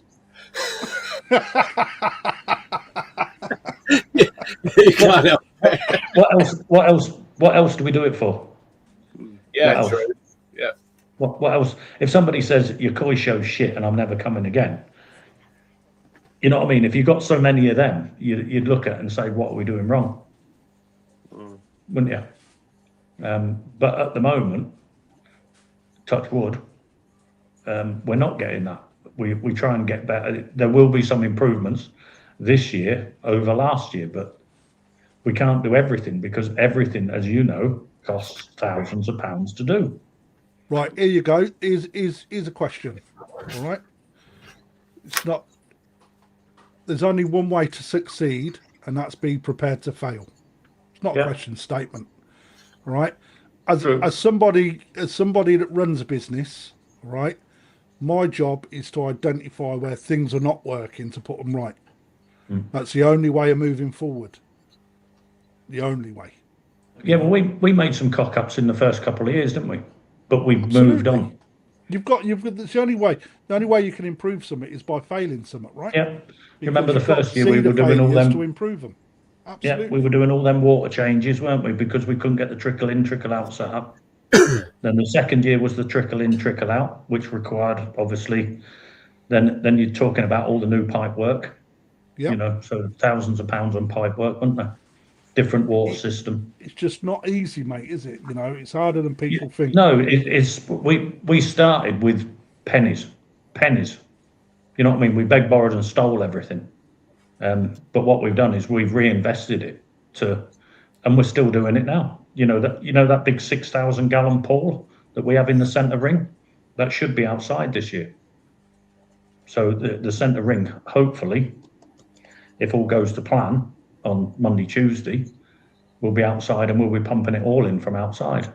Superb. But again, that's come at a massive cost because it's all got to come high level. Yeah.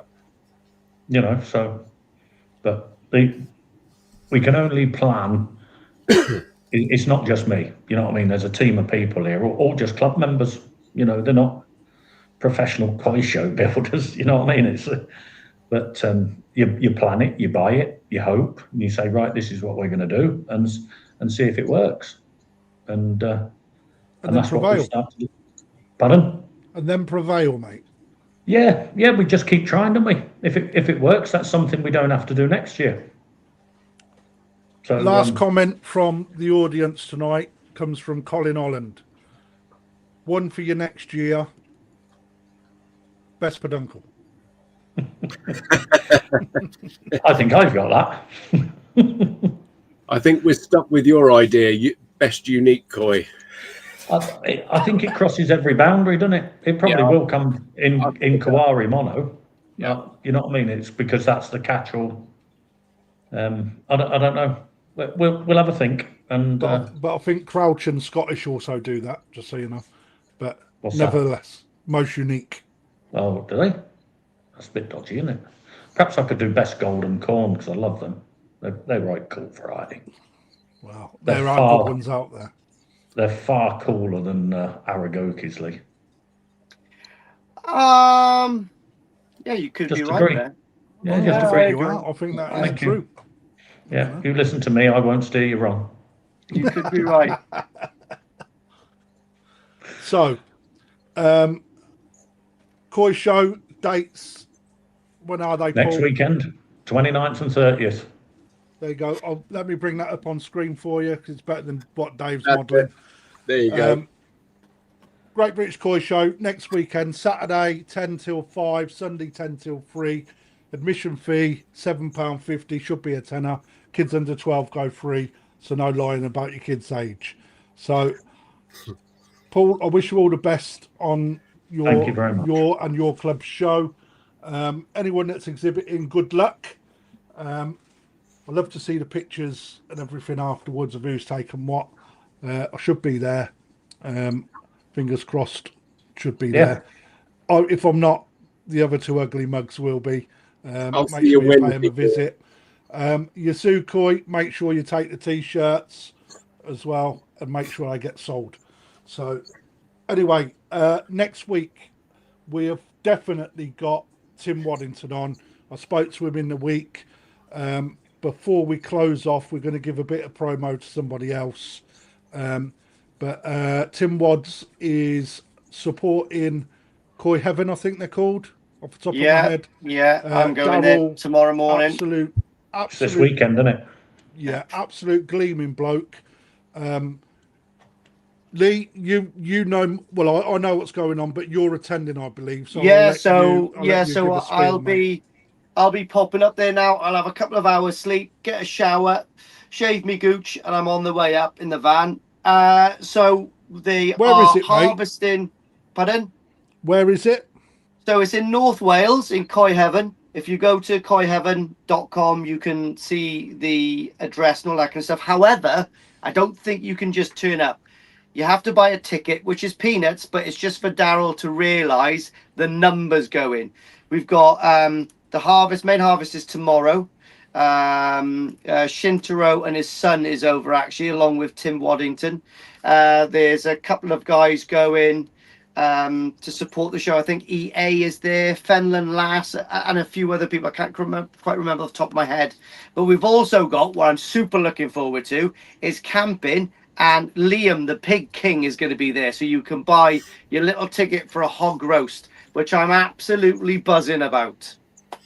So those people that don't know, need something to do this weekend or would like to attend an event, check out Koi Heaven's website. Daryl, sorry, mate, if I haven't given you a little bit more of a push, but something's better than nothing. One good thing is Shintaro's going. Yeah. And Tim Waddington will be already there as well. So yeah, they're there. Yeah, that's why Tim couldn't be here today, because he had to pick Shintaro up. So that's the whole reason. Second choice, then, am I? I remember that. Yeah. Oh no, you was coming on together.